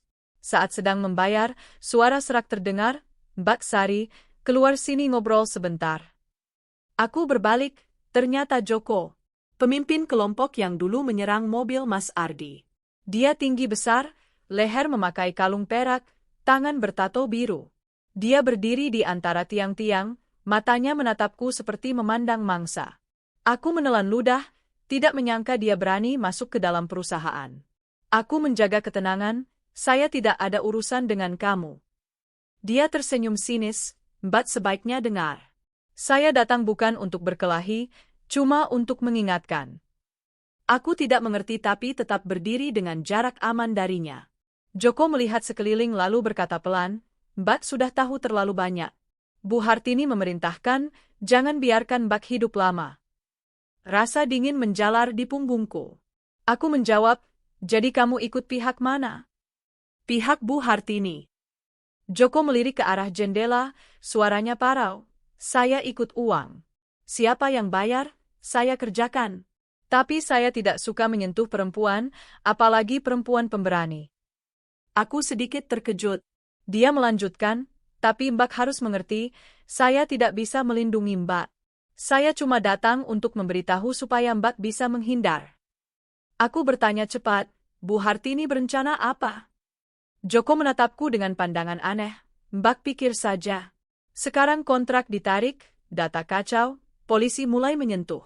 Apa dia akan diam saja? Tidak." Lalu dia menunduk dan berbisik, "Malam ini ada rapat di rumah pribadi. Mereka akan memutuskan siapa yang disingkirkan duluan. Mbak ada dalam daftar." Aku merinding. Joko selesai bicara langsung pergi seperti tidak pernah muncul. Aku berdiri membeku beberapa detik lalu langsung menekan nomor telepon Bayu. "Bayu, malam ini mereka rapat, mungkin akan memutuskan untuk menyakiti Mbak. Beritahu Pak Bambang untuk menjaga Mas Ardi dengan ketat ya." Di ujung telepon Bayu panik, "Mbak jangan kembali ke perusahaan lagi, Mbak langsung pergi ke tempat aman." Tapi aku berkata tidak, Mbak masih ada urusan yang harus dilakukan. lalu menutup telepon sebelum Bayu bicara lagi. Aku berlari langsung ke bagian HRD. Seorang teman baikku bernama Dewi, orang yang dulu banyak membantuku saat masih mengurus rumah tangga, berlari keluar. Mbak Sari, saya baru mau menghubungi Mbak. Saya dengar sepertinya hari ini bagian direksi akan mengacak-acak HRD, pasti ada sesuatu yang besar. Aku menatap Dewi. Dewi, kamu percaya Mbak tidak? Dewi langsung mengangguk, tentu saja Mbak. Aku berbisik, kalau ada siapapun yang bertanya tentang Mbak, bilang Mbak sudah meninggalkan perusahaan, Mbak pergi keluar kota. Ingat ya. Dewi membelalak, Mbak dalam masalah ya? Aku menggenggam tangan Dewi, Mbak akan baik-baik saja. Kamu ikuti saja pesan Mbak. Dewi menggerakkan bibir lalu mengangguk kuat, iya, saya percaya Mbak. Menjelang sore aku meninggalkan perusahaan. Di perjalanan pulang, aku terus merasa ada mobil yang mengikuti. Aku mencoba berbelok ke beberapa jalan kecil. Mobil itu masih di belakang. Aku tahu aku benar-benar diikuti. Tapi aku tidak membawa mereka ke gudang. Aku turun di sebuah tempat makan yang ramai, berjalan menembus 2 gang kecil baru kemudian naik taksi lain. Ketika aku melangkah masuk ke gudang, Bayu sudah menarik bahuku. Mbak bikin kami hampir kena serangan jantung. Mbak pergi kemana? Aku terengah-engah. Mbak berbelok ke arah lain. Ada yang mengikuti tapi Mbak sudah berhasil memutusnya. Pak Bambang menggeleng. Perempuan kok berani seperti laki-laki, Mbak bikin saya yang sudah tua ini kehilangan nyawa. Aku menatap Mas Ardi, dia sedang duduk dengan tatapan penuh kekhawatiran tapi juga sedikit bangga. Sari, katanya pelan, kamu tidak boleh pergi sendirian lagi, mereka sekarang sudah mulai bertindak. Aku duduk di hadapannya, Mas, kalau sekarang aku tidak pergi, aku tidak bisa merusak apapun. Bayu duduk di samping dengan suara pelan, Mbak Sari, informasi terbaru, ada 3 mitra lagi yang menarik kontrak, perusahaan sedang diambang kehancuran. Aku mengepalkan tangan erat, seperti yang kamu bilang, mereka sedang menghancurkan dari akar. Mas Ardi mengerutkan kening, ini bukan lagi urusan internal, Sari, aku harus muncul. Aku langsung berdiri, tidak boleh. Mas Ardi tersentak, Sari. Aku menatapnya dengan suara tegas, kalau Mas muncul sekarang, mereka akan langsung membunuh Mas. Mas adalah target terbesar. Pak Bambang mengangguk cepat, Mbak Sari benar, Mas Ardi tidak boleh menampakkan diri. Bayu juga menambahkan, Mas Ardi, biarkan Mbak Sari maju ke medan perang. Saya dan Pak Bambang mengurus bagian belakang. Waktu Mas muncul harus di saat akhir. Mas Ardi menggenggam tanganku, suaranya rendah. Sari, lalu kamu berencana apa selanjutnya? Aku menggenggam balik tangannya dan menatap langsung ke matanya, aku akan membiarkan mereka membakar rumah mereka sendiri. Bayu terkejut, maksud Mbak? Aku mengangguk, membiarkan Bu Hartini, Dimas, Indah, Pak Kurniawan saling menyerang. Aku cuma perlu menyalakan api di tempat yang tepat, mereka akan memperlihatkan semuanya sendiri. Ruangan hening beberapa detik, lalu Pak Bambang tertawa pelan, menantu ini memang luar biasa. Mas Ardi tersenyum kecil, Sari, aku percaya padamu. Aku menarik napas dalam. Aku tahu jalan di depan akan lebih brutal dari apapun yang pernah kualami, tapi bagaimanapun aku sudah sampai sejauh ini. Ini bukan lagi soal siapa yang menang, tapi soal melindungi suamiku sampai akhir. Keesokan paginya, langit belum sepenuhnya terang ketika aku sudah mendengar handphone berdering terus-menerus. Bayu berteriak, Mbak Sari, Mbak sudah bangun? Ada masalah besar. Aku langsung bangun, jantung berdebar kencang. Ada apa? Bayu bicara bertubi-tubi, tadi malam setelah Mbak meninggalkan perusahaan, ada seseorang yang menyelinap masuk ke bagian HRD dan mengambil banyak dokumen penting. Indah baru tahu pagi ini, dia sudah ribut-ribut. Aku mengerutkan kening, dokumen apa yang diambil? Yang pertama adalah dokumen terkait perusahaan Cangkang.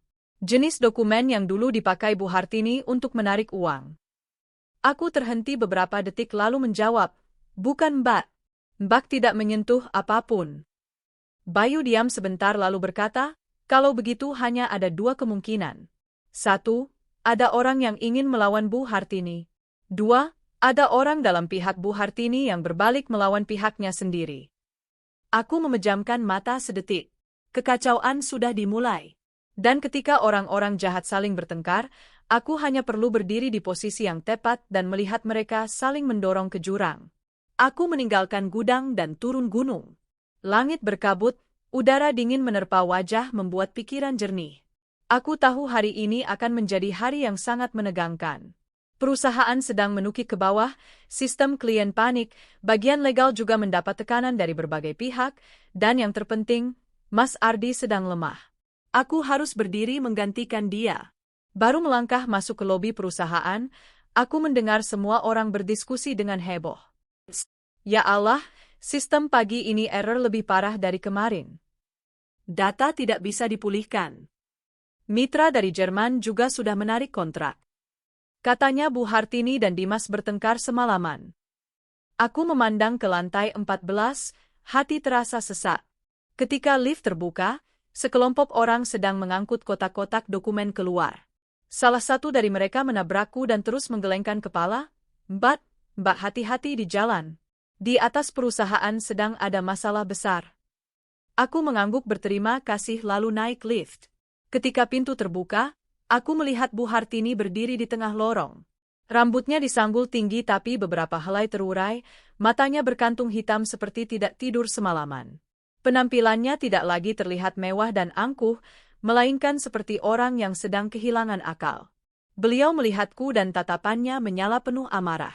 Sari, beliau berteriak, kamu datang ke sini mau apa? Perusahaan ini hampir hancur gara-gara kalian. Aku sangat tenang. Saya hanya datang melihat situasi. Bagaimanapun saya istri sah Mas Ardi. Bu Hartini tersenyum mengejek, suaranya penuh kepahitan. Istri sah? Kamu pikir gelar itu masih ada nilainya? Aku tidak menjawab, hanya menatap beliau lama. Dimas keluar dari ruang rapat, wajahnya cekung, rambut berantakan, dasi miring ke samping, sangat berbeda dari penampilannya yang percaya diri kemarin. Dik Dimas, kataku, sepertinya kamu tidak bisa tidur ya. Dia menatapku dengan tatapan ketakutan yang tersembunyi. Mbak Sari, Mbak jangan ikut campur urusan internal lagi. Aku tersenyum tipis. Mbak tidak ikut campur, Mbak cuma penasaran. Kamu yakin semua sabotase tadi malam itu ulah Mbak? Kata-kata itu membuatnya tersentak. Dia menoleh ke Indah yang sedang berdiri gemetar di belakang, seolah ingin bertanya, apa benar dia yang melakukannya? Kecurigaan mulai merasuk di antara mereka. Hanya dengan satu kalimat, cukup membuat mereka panik. Bu Hartini berkata dengan geram, Sari, kamu pikir ibu tidak tahu apa yang sedang kamu lakukan? Kamu pikir ibu percaya kamu tidak ada hubungannya dengan semua ini? Aku menjawab, saya berbuat salah apa? Ibu tunjukkan buktinya. Bu Hartini membelalak, kamu? Aku memiringkan kepala, saya bertanya begitu saja, karena saya tahu ibu tidak punya bukti apa-apa. Seluruh lorong hening senyap. Indah menunduk tidak berani menatapku. Dimas gemetar hebat. Aku berbalik hendak pergi. Tapi baru beberapa langkah, aku mendengar Bu Hartini berteriak keras, Sari, kamu awas saja. Aku berbalik dan tersenyum lembut tapi tatapanku dingin membeku. Bukan ibu, yang harus berhati-hati adalah ibu. Siang itu aku pergi ke ruang IT cadangan untuk menemui Bayu. Dia sedang duduk di tengah tumpukan kabel, laptopnya membuka banyak jendela kode program. Mbak Sari, saya menemukan sesuatu. Aku melangkah cepat mendekat. Apa? Bayu merendahkan suara, ada seseorang dari dalam yang sedang berusaha melacak tempat Mas Ardi bersembunyi. Aku membeku. Bukan Indah, bukan Dimas, tapi orang lain. Aku mengerutkan kening. Bayu menarik napas dalam lalu membuka file log akses. Nama pengguna muncul di layar dan aku merasa punggungku dingin. Kurniawan, akun milik Pak Kurniawan. Aku menggigit bibir, dia sedang mencari Mas Ardi. Bayu mengangguk, pasti dia curiga Mas Ardi masih hidup. Aku langsung menelepon Pak Bambang. Pak, Bapak kunci semua pintu gudangnya, jangan biarkan siapapun masuk. Suara Pak Bambang panik. Mbak Sari, baru saja ada orang berkeliaran di dekat sini. Saya sudah usir, tapi tidak yakin dia benar-benar pergi. Aku merasa panas seluruh tubuh. Pak, kunci pintu sekarang. Bapak dan Bayu pindahkan Mas Ardi ke tempat persembunyian lain. Iya. Aku menutup telepon dan terduduk lemas di kursi, tanganku gemetar. Bayu khawatir, Mbak jangan takut, kami bisa menjaga Mas Ardi. Aku menggeleng, bukan, Mbak tidak takut untuk diri sendiri, Mbak takut untuk Mas Ardi. Aku menarik napas dalam untuk menenangkan diri. Bayu, kalau ada siapapun yang mencoba mencari tahu lokasi Mas Ardi, langsung beritahu Mbak. Iya. Aku memandang keluar jendela kaca ruang teknis. Di luar langit biru cerah tapi hatiku bergejolak. Perusahaan sedang kacau, pihak jahat mulai saling mencurigai, dan bahaya semakin mendekat ke tempat Mas Ardi lebih dari sebelumnya. Aku mengepalkan tangan erat. Kalau mereka mau menyerang, aku akan menyerang lebih dulu. Hari ini aku akan melakukan sesuatu yang mengguncang seluruh perusahaan. Sore itu aku meninggalkan perusahaan lebih lambat dari biasanya. Hari ini adalah hari yang panjang dan menegangkan hingga kepalaku seperti ditusuk ratusan jarum. Baru melangkah keluar gerbang utama, aku menyadari langit akan turun hujan. Awan hitam bergulung-gulung di atas, angin bertiup kencang seolah memperingatkan sesuatu yang buruk. Aku hendak menyeberang jalan untuk memanggil taksi ketika tiba-tiba mendengar bunyi klakson mobil yang mendesak dari belakang. Sebuah mobil Innova hitam melaju mendekat dan berhenti mendadak hingga aspal sedikit berasap. Pintu mobil terbuka, suara yang familiar berteriak keras, "Naik!" Aku berbalik, ternyata Joko. Dia tidak turun, hanya bersandar di kursi, satu tangan memegang handphone, tangan satunya memberi isyarat padaku. Aku berdiri membeku, tubuh tegang seperti senar gitar. Joko berkata pelan tapi mendesis setiap kata, "Mbak naik." Halo? Kalau tidak naik, orang-orang di belakang akan menyeret Mbak dengan cara lain. Aku melirik cepat ke pinggir jalan. Dua pria berjaket hitam dengan masker menutupi wajah sedang berdiri menunggu. Dan kali ini tatapan mereka bukan lagi peringatan, melainkan siap bertindak. Aku tahu tidak ada pilihan lagi. Aku tidak bisa membiarkan diriku diseret di depan puluhan karyawan. Aku harus menjaga kendali. Aku menarik napas dalam lalu melangkah cepat naik ke mobil. Pintu menutup dengan keras. Segera dua pria berjaket hitam melompat ke kursi belakang, mobil melesat seperti anak panah. Joko tersenyum melirikku melalui kaca spion, "Mbak pintar, tahu ini satu-satunya cara." Aku bertanya langsung, "Kalian mau apakan aku?" Joko menjawab santai, "Bukan saya, tapi orang yang membayar saya." Punggungku terasa dingin. "Bu Hartini." Joko melirikku lagi dan tersenyum sinis, "Saya tidak bisa bilang, tapi saya cuma mengikuti kesepakatan. Mengantarkan Mbak ke tempat yang benar, setelah itu tugas saya selesai." Aku menggertakkan gigi, "Kamu sedang membantu mereka membunuhku." Joko tertawa, "Jangan buru-buru, belum sampai tahap itu. Mbak cuma perlu diam beberapa waktu supaya orang lain bisa menyelesaikan urusan yang tersisa." Sebuah pikiran melintas di kepalaku. Mereka tidak ingin aku mati sekarang. Mereka ingin mengambil informasi dulu. Aku menjaga suara tetap tenang, "Aku tidak tahu apa-apa. Kalian menangkapku tidak ada gunanya." Joko menjentikan jari, "Kita lihat saja. Orang yang membayar saya bilang Mbak tahu banyak hal yang seharusnya tidak Mbak ketahui." Aku diam. Aku tahu keheningan saat ini adalah umpan yang lebih efektif daripada penyangkalan. Mobil keluar dari pusat kota dan berbelok ke jalan pinggiran yang sepi. Hujan turun tepat saat itu, deras dan lebat. Tidak lama kemudian mobil berhenti di depan sebuah gudang terbengkalai, tempat yang sama sekali asing bagiku. Dua pria berjaket hitam menarikku turun dari mobil, tidak kasar tapi cukup kuat untuk membuatku tahu tidak bisa melawan. Joko membuka pintu gudang, matanya mengawasi keluar dengan waspada. "Masuk sini, Mbak cuma perlu bekerja sama, tidak ada yang ingin melihat Mbak terluka." Aku tersenyum dingin. Aku sangat meragukan kalimat itu. Joko melirikku dengan tampang sedikit terkesan. "Jujur saja, saya menghormati Mbak makanya waktu itu saya mengingatkan Mbak untuk menghindar. Tapi kali ini Mbak sudah terlalu dalam. Ada orang yang ingin menghancurkan pikiran Mbak, bukan tubuh Mbak." Aku tersentak. Aku mengerti maksudnya. Orang yang ingin menyiksa batinku hanya satu orang, Bu Hartini. Joko menutup pintu gudang, Suara hujan di luar meredam bunyi gembok besi yang dikunci kembali. Di dalam hanya ada cahaya lampu kuning yang redup, kursi rusak, dan bau lembab yang menyengat. Joko melambaikan tangan dan duduk. Mbak diam saja, orang yang perlu bertemu Mbak sedang dalam perjalanan. Aku duduk di kursi kayu tua, tangan diletakkan di atas paha untuk menyembunyikan bahwa aku sedang gemetar. Bukan karena takut, tapi karena marah. Aku memikirkan Mas Ardi, memikirkan kondisinya yang masih lemah, memikirkan kalau aku tidak kembali, dia akan hancur mentalnya. Tidak, aku tidak boleh lemah saat ini. Diam-diam aku mengepalkan kedua tangan erat. Joko berdiri bersandar di dinding dan menyalakan rokok. Asap rokok menggulung di bawah cahaya kuning seperti adegan film hitam putih. Dia berkata, "Kalau Mbak pintar, Mbak diam. Kalau Mbak bodoh, Mbak buka mulut." Begitu saja. Aku menjawab, "Aku hanya ingin tahu siapa yang akan menemuiku." Joko menghembuskan asap, "Mbak sudah tahu. Kenapa masih bertanya?" Aku menyipitkan mata, "Bu Hartini." Joko tidak menjawab tapi bibirnya yang melengkung cukup membuatku mengerti.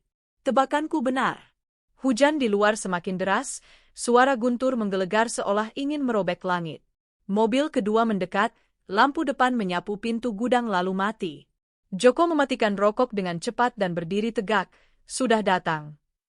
Aku membeku. Aku mendengar suara sepatu hak tinggi menghentam lantai semen yang basah. Tak, tak, tak. Langkah yang penuh kedinginan, penuh kekuasaan, dan penuh kebencian. Pintu gudang terbuka. Di bawah cahaya lampu kuning yang redup, Bu Hartini melangkah masuk mengenakan mantel tebal, rambut disanggul tinggi, bibir merah menyala tapi wajahnya tegang seperti senar gitar. Tatapannya menatapku seperti menatap musuh yang sudah lama ditunggu. Aku duduk diam tidak menghindar. Beliau berjalan mendekat perlahan, sepatunya tenggelam di lantai basah dengan suara berderit. Lalu beliau membungkuk dan meletakkan tangan dengan kuku bercat merah di daguku. "Sari," suara beliau rendah dan tertahan, "akhirnya kamu jatuh ke tangan ibu." Aku menatap langsung ke matanya, "Ibu menculikku." Beliau tertawa, tawa yang dingin hingga menyeramkan. "Bukan, ibu hanya ingin bicara empat mata." Aku menepis tangannya, "Bicara apa yang harus dilakukan sembunyi-sembunyi seperti ini?" Bu Hartini memiringkan kepala. Bibirnya melengkung. "Sederhana saja, ibu ingin tahu suamimu ada di mana." Seluruh gudang tenggelam dalam keheningan. Joko memalingkan wajah, dua anak buahnya berdiri menunggu perintah. Sedangkan aku, jantungku berdebar keras seolah mau meledak, tapi aku tetap menjawab, "Mas Ardi sudah meninggal." Bu Hartini tertawa keras. "Sari, jangan berakting lagi, tatapan matamu tidak berbohong." Aku menjawab perlahan, "Mas Ardi sudah meninggal, Bu." Bu Hartini berhenti tertawa, wajahnya mengeras. Beliau melangkah mendekatiku, begitu dekat hingga aku bisa mencium bau parfum menyengat bercampur bau hujan dari mantelnya. Beliau berkata setiap kata seperti mendesis melewati celah gigi, "Katakan sekali lagi." Aku menatap langsung padanya, "Mas Ardi sudah meninggal." Bu Hartini tiba-tiba mencengkeram rambutku dan menarik keras. Aku kesakitan hingga air mata menggenang tapi tetap menggigit bibir tidak mengeluarkan suara. Beliau berkata dengan geram, "Sari, kalau hari ini kamu tidak bicara jujur, besok keluargamu akan menerima kabar duka." Aku merasa dingin membeku. Aku tahu beliau akan benar-benar melakukannya. Aku juga tahu aku sudah benar-benar masuk ke sarang harimau. Tapi aku menatap langsung ke mata Bu Hartini, mata wanita yang sudah membunuh suami sendiri dan ingin membunuh suamiku. Dan aku tahu kalau aku lemah hari ini, aku akan kehilangan segalanya. Aku berkata setiap kata seperti pisau, "Saya tidak takut pada ibu, dan saya tidak akan bicara apa-apa." Bu Hartini mencengkeram rambutku lebih kuat hingga leherku tertekuk ke belakang. Aku mendengar Joko mengingatkan pelan, "Bu, pelan-pelan sedikit, masih ada rencana lain." Bu Hartini melepaskan tangannya, bernapas berat lalu memberi isyarat, "Ikat dia, ibu akan mengorek informasi dari mulutnya sendiri." Dua pria berjaket hitam maju, aku mengepalkan tangan erat. Aku tahu bagian ini aku harus menyelamatkan diriku sendiri. Tidak ada yang akan datang tepat waktu. Bukan Bayu, bukan Pak Bambang, bukan Mas Ardi. Hanya aku yang berhadapan dengan malaikat maut tepat di depan mata. Dua pria berjaket hitam menyerbu hendak mengikatku, tapi tepat saat tangan mereka menyentuhku, aku berhasil mundur dengan cepat dan jatuh ke lantai. Namun tanganku sempat menekan tombol kecil yang terpasang di belakang handphone, tombol aktivasi GPS darurat yang sudah dipasang Bayu sebelumnya. Joko melihat gerakanku tapi tidak berkata apa-apa. Dia hanya menyilangkan tangan dan menghela napas seolah ingin menghindari keterlibatan lebih dalam dengan kejahatan Bu Hartini. Bu Hartini melangkah mendekat, tatapannya tajam seperti pisau. Sari, ibu beri kamu kesempatan terakhir. Suamimu ada di mana? Aku menyeka darah di sudut bibirku dan mendongak. Ibu mau tahu untuk apa? Untuk membunuhnya sekali lagi.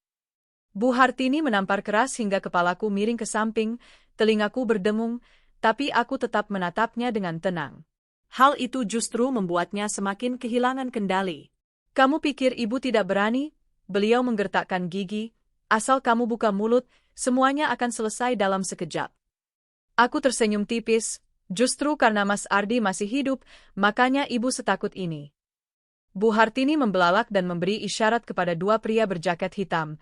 Ikat dia, ibu yang akan bertanya sendiri. Tepat saat itu, pintu gudang tiba-tiba ditendang hingga terbuka. Cahaya senter menyorot langsung ke wajah Joko. Suara familiar terdengar, diam di tempat, polisi. Aku seperti ditarik keluar dari jurang dalam. Pak Bambang berlari masuk duluan, diikuti dua petugas kepolisian dan Bayu. Bayu langsung berlari menghampiri dan memapahku. Mbak Sari, ya Allah, Mbak baik-baik saja? Joko mengangkat kedua tangan dan berkata cepat, saya tidak menyentuh dia, saya cuma disewa untuk mengantarkan. Dua pria berjaket hitam dibanting ke tanah dalam hitungan detik. Bu Hartini berdiri membeku di tengah gudang, wajahnya pucat pasi, tangannya gemetar tidak terkendali. Beliau menatapku dengan tatapan campuran kebencian dan ketakutan. Sari, kamu berani menjebak ibu. Aku berdiri dengan bertumpu pada Bayu, lelah tapi tetap berkata dengan jelas setiap kata, bukan, ibu sendiri yang menunjukkan diri. Saya cuma mengaktifkan GPS. Polisi membawa borgol.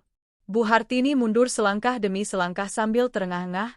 Tidak, kalian tidak boleh menangkapku. Aku belum melakukan apa-apa. Seorang petugas membacakan surat penahanan sementara atas tuduhan penculikan ilegal dan dugaan keterlibatan dalam serangkaian transaksi tidak sah di perusahaan. Joko menunduk diam membiarkan dirinya diborgol tanpa perlawanan. Mungkin dia juga sudah muak menjadi kaki tangan orang jahat. Dalam perjalanan di papah keluar, aku berbalik menatap Bu Hartini.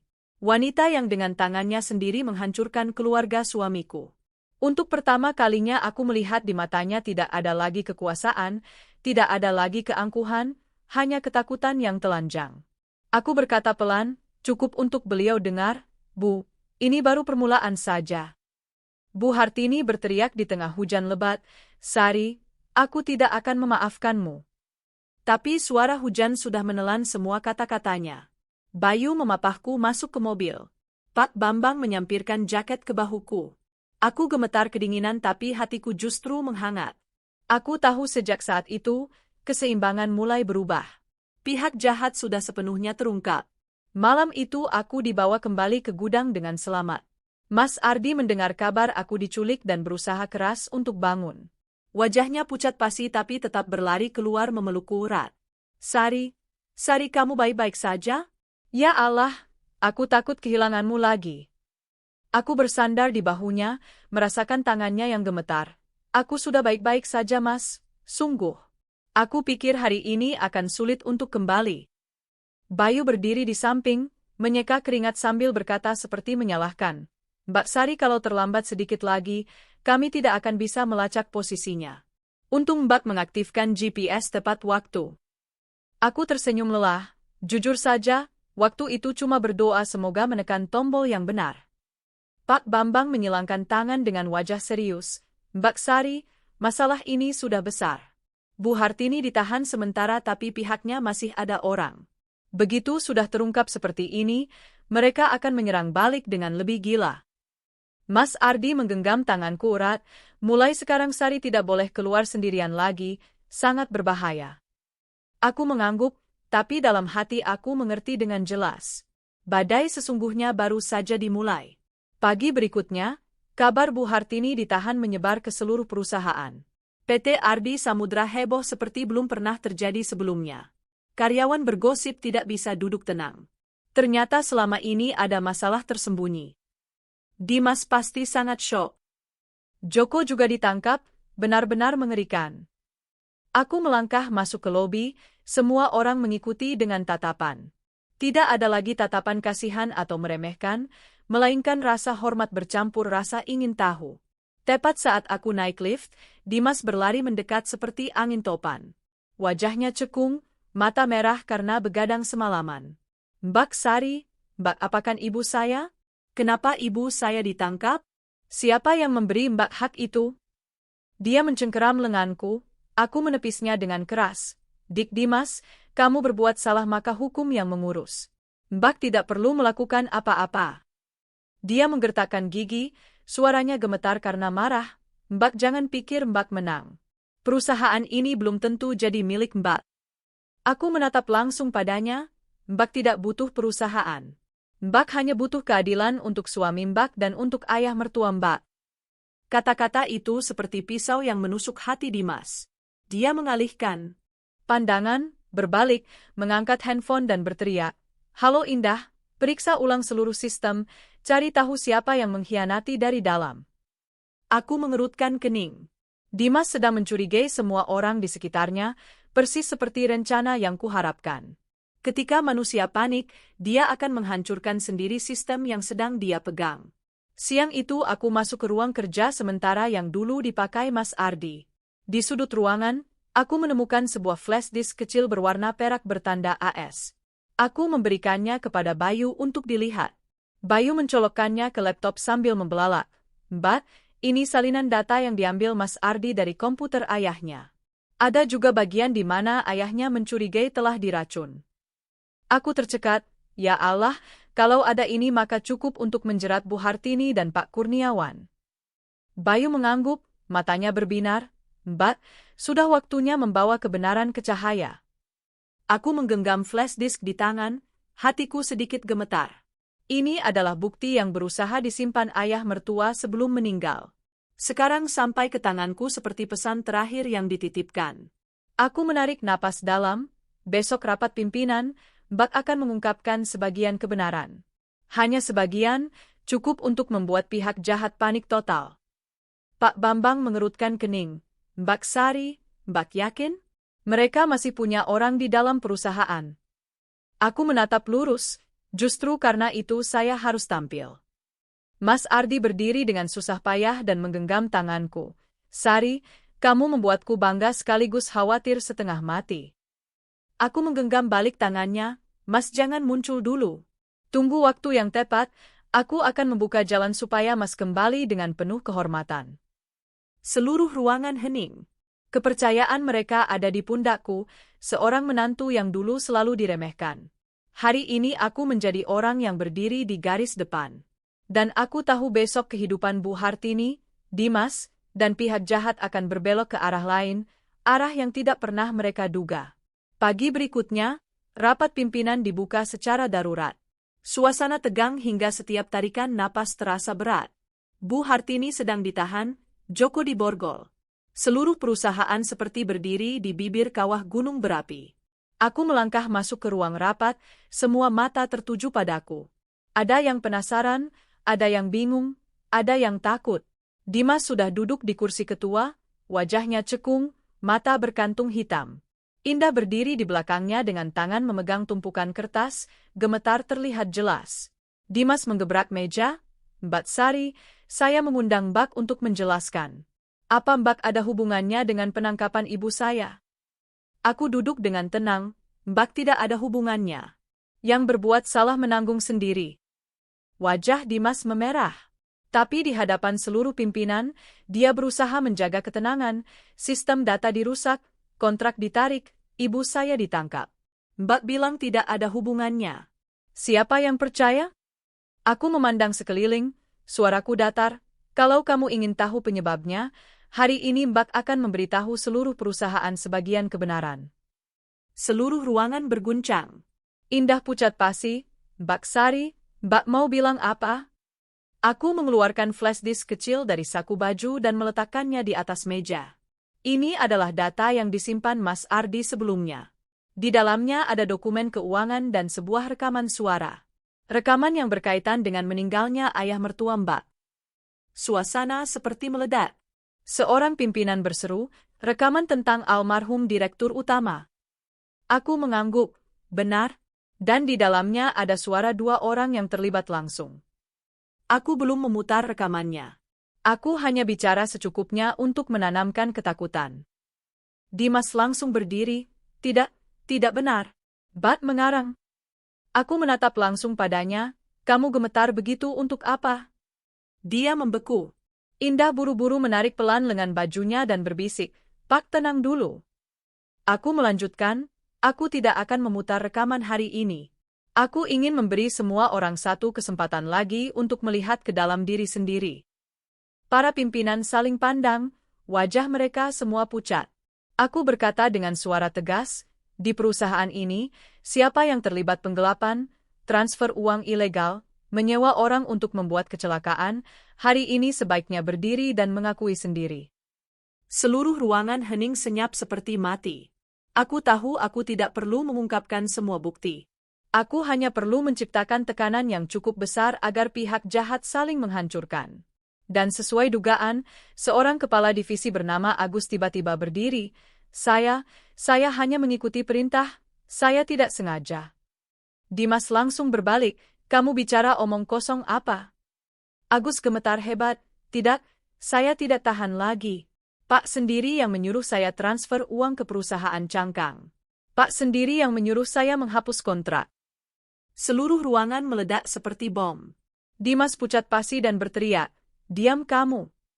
Tapi Agus seperti sudah menahan selama setahun, terus berteriak keras. Bu Hartini juga tahu semuanya, saya hanya menuruti perintah. Indah berdiri tidak kuat, harus berpegangan pada kursi. Aku duduk dengan tenang melihat pihak jahat saling menyerang.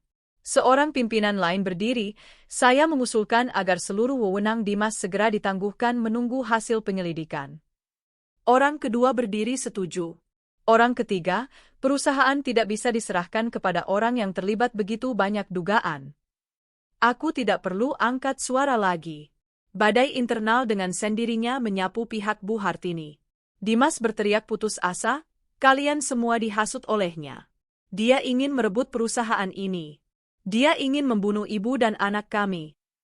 Aku tertawa kecil. Kamu pikir siapa yang akan percaya? Kamu sudah menuduh dirimu sendiri. Dimas menatapku dengan tatapan seperti hewan yang terpojok. Mbak Sari, Mbak membunuh keluarga saya. Aku berdiri dan berkata dengan jelas, bukan Mbak yang membunuh. Kebenaranlah yang membunuh kalian. Dimas mundur beberapa langkah, wajahnya pucat pasi. Indah menangis terseduh-seduh. Mbak Sari, Mbak mau apa? Kenapa Mbak memojokkan kami sampai seperti ini? Aku menatapnya dengan tatapan dingin, aku tidak memojokkan siapapun. Kalian berbuat salah maka kalian menanggung sendiri. Orang dari bagian legal masuk dan membacakan pengumuman penangguhan sementara terhadap Dimas dan Indah selama penyelidikan. Aku melihat mereka berdua digiring keluar, air mata, keringat, kepanikan. Sebagian dari diriku merasa iba, tapi sebagian lagi merasa lega karena hari ini pihak jahat resmi mulai runtuh. Dan hari Mas Ardi kembali sudah sangat dekat. Setelah rapat yang kacau hari itu, internal perusahaan seperti terbangun dari demam panjang. Dimas dan Indah ditangguhkan untuk penyelidikan. Banyak dokumen keuangan diperiksa ulang. Pihak jahat kehilangan sandaran, berlarian seperti semut yang sarangnya dirusak. Sore itu aku meninggalkan gedung dengan hati lebih ringan dari hari-hari sebelumnya. Aku tahu sudah waktunya membawa Mas Ardi kembali ke cahaya. Malam itu kami berkumpul di gudang. Mas Ardi sudah bisa duduk, wajahnya masih pucat tapi tatapannya jelas dan terang. Sari, sudah waktunya. Aku harus muncul. Aku menatapnya dengan hati penuh kebanggaan. Iya, besok aku akan membawamu kembali ke perusahaan. Mas sendiri yang akan menutup semua ini. Bayu mengangguk-angguk, saya sudah menyiapkan semua data. Bukti-buktinya cukup untuk langsung diserahkan ke tim penyidik. Pak Bambang tersenyum, Akhirnya hari ini tiba. Mbak Sari berperang dengan dahsyat sekali. Aku tertawa kecil tapi hati terasa pedih. Beberapa bulan ini aku seperti berjalan di atas mata pisau, tapi akhirnya berhasil menjaga nyawa suami dan menjaga keadilan. Pagi berikutnya, aku memapah Mas Ardi masuk ke lift menuju lantai 14. Karyawan yang melihatnya seolah melihat orang yang kembali dari alam kematian. Mereka mundur dan menutup mulut, ada yang menangis karena bahagia. Pintu ruang rapat terbuka, semua manajer tingkat tinggi langsung berdiri. Dimas yang baru saja ditangguhkan tetap memaksakan diri datang. Melihat Mas Ardi, dia jatuh dari kursi, mulutnya tergagap. Tidak, Mas Ardi, Mas masih hidup. Aku melangkah maju dengan suara jelas. Benar, dia tidak pernah mati. Dan semua yang kalian lakukan, dia sudah melihat semuanya. Tidak ada yang berani bernapas keras. Mas Ardi berdiri tegak, meski lemah tapi tatapannya tajam dan dingin. Aku kembali untuk mengambil kembali kehormatan keluargaku. Bapakku meninggal karena konspirasi jahat, dan aku hampir mati karena keserakahan beberapa orang di ruangan ini. Suasana membeku. Dia menyalakan layar. Rekaman suara yang disimpan ayah mertua terdengar di tengah ruang rapat. Suara ayah, suara Bu Hartini, suara Pak Kurniawan, semuanya tajam seperti logam. Tidak ada yang berani menyangkal. Beberapa pimpinan jatuh berlutut, mulut gemetar seperti mau pingsan. Polisi masuk segera setelah itu. Dimas diborgol, menangis lemah seperti anak kecil. Indah jatuh berlutut menutup wajah. Sedangkan Bu Hartini, meski berteriak-teriak di tempat penahanan, tetap tidak bisa lolos dari hukuman. Perusahaan seperti dibersihkan setelah hujan lumpur beracun. Konferensi pers khusus diadakan sore itu juga. Mas Ardi naik ke podium, di bawahnya ratusan karyawan berkaca-kaca. PT Ardi Samudra akan direstrukturisasi, dan orang yang berdiri di belakang melindungiku sampai akhir adalah istriku. Dia menarikku naik ke panggung, tepuk tangan membahana seperti ledakan. Untuk pertama kalinya dalam hidupku, aku merasa berdiri di tempat yang seharusnya. Aku bukan lagi menantu yang diremehkan. Aku adalah orang yang berhasil melindungi keluargaku. Malam itu, berdiri di atap gedung perusahaan, angin bertiup kencang tapi hatiku tenang luar biasa. Mas Ardi menggenggam tanganku dan berbisik, "Sari, terima kasih. Kalau bukan karena kamu, mungkin aku sudah menjadi mayat." Aku tersenyum, "Mas, kalau bicara begitu lagi, aku pukul." Kami bersandar satu sama lain. Mulai sekarang kehidupan sudah berbeda. Badai telah berlalu, cahaya akhirnya datang. Pihak jahat membayar harga, orang baik dilindungi. Kisah ini layak untuk dikenang selamanya.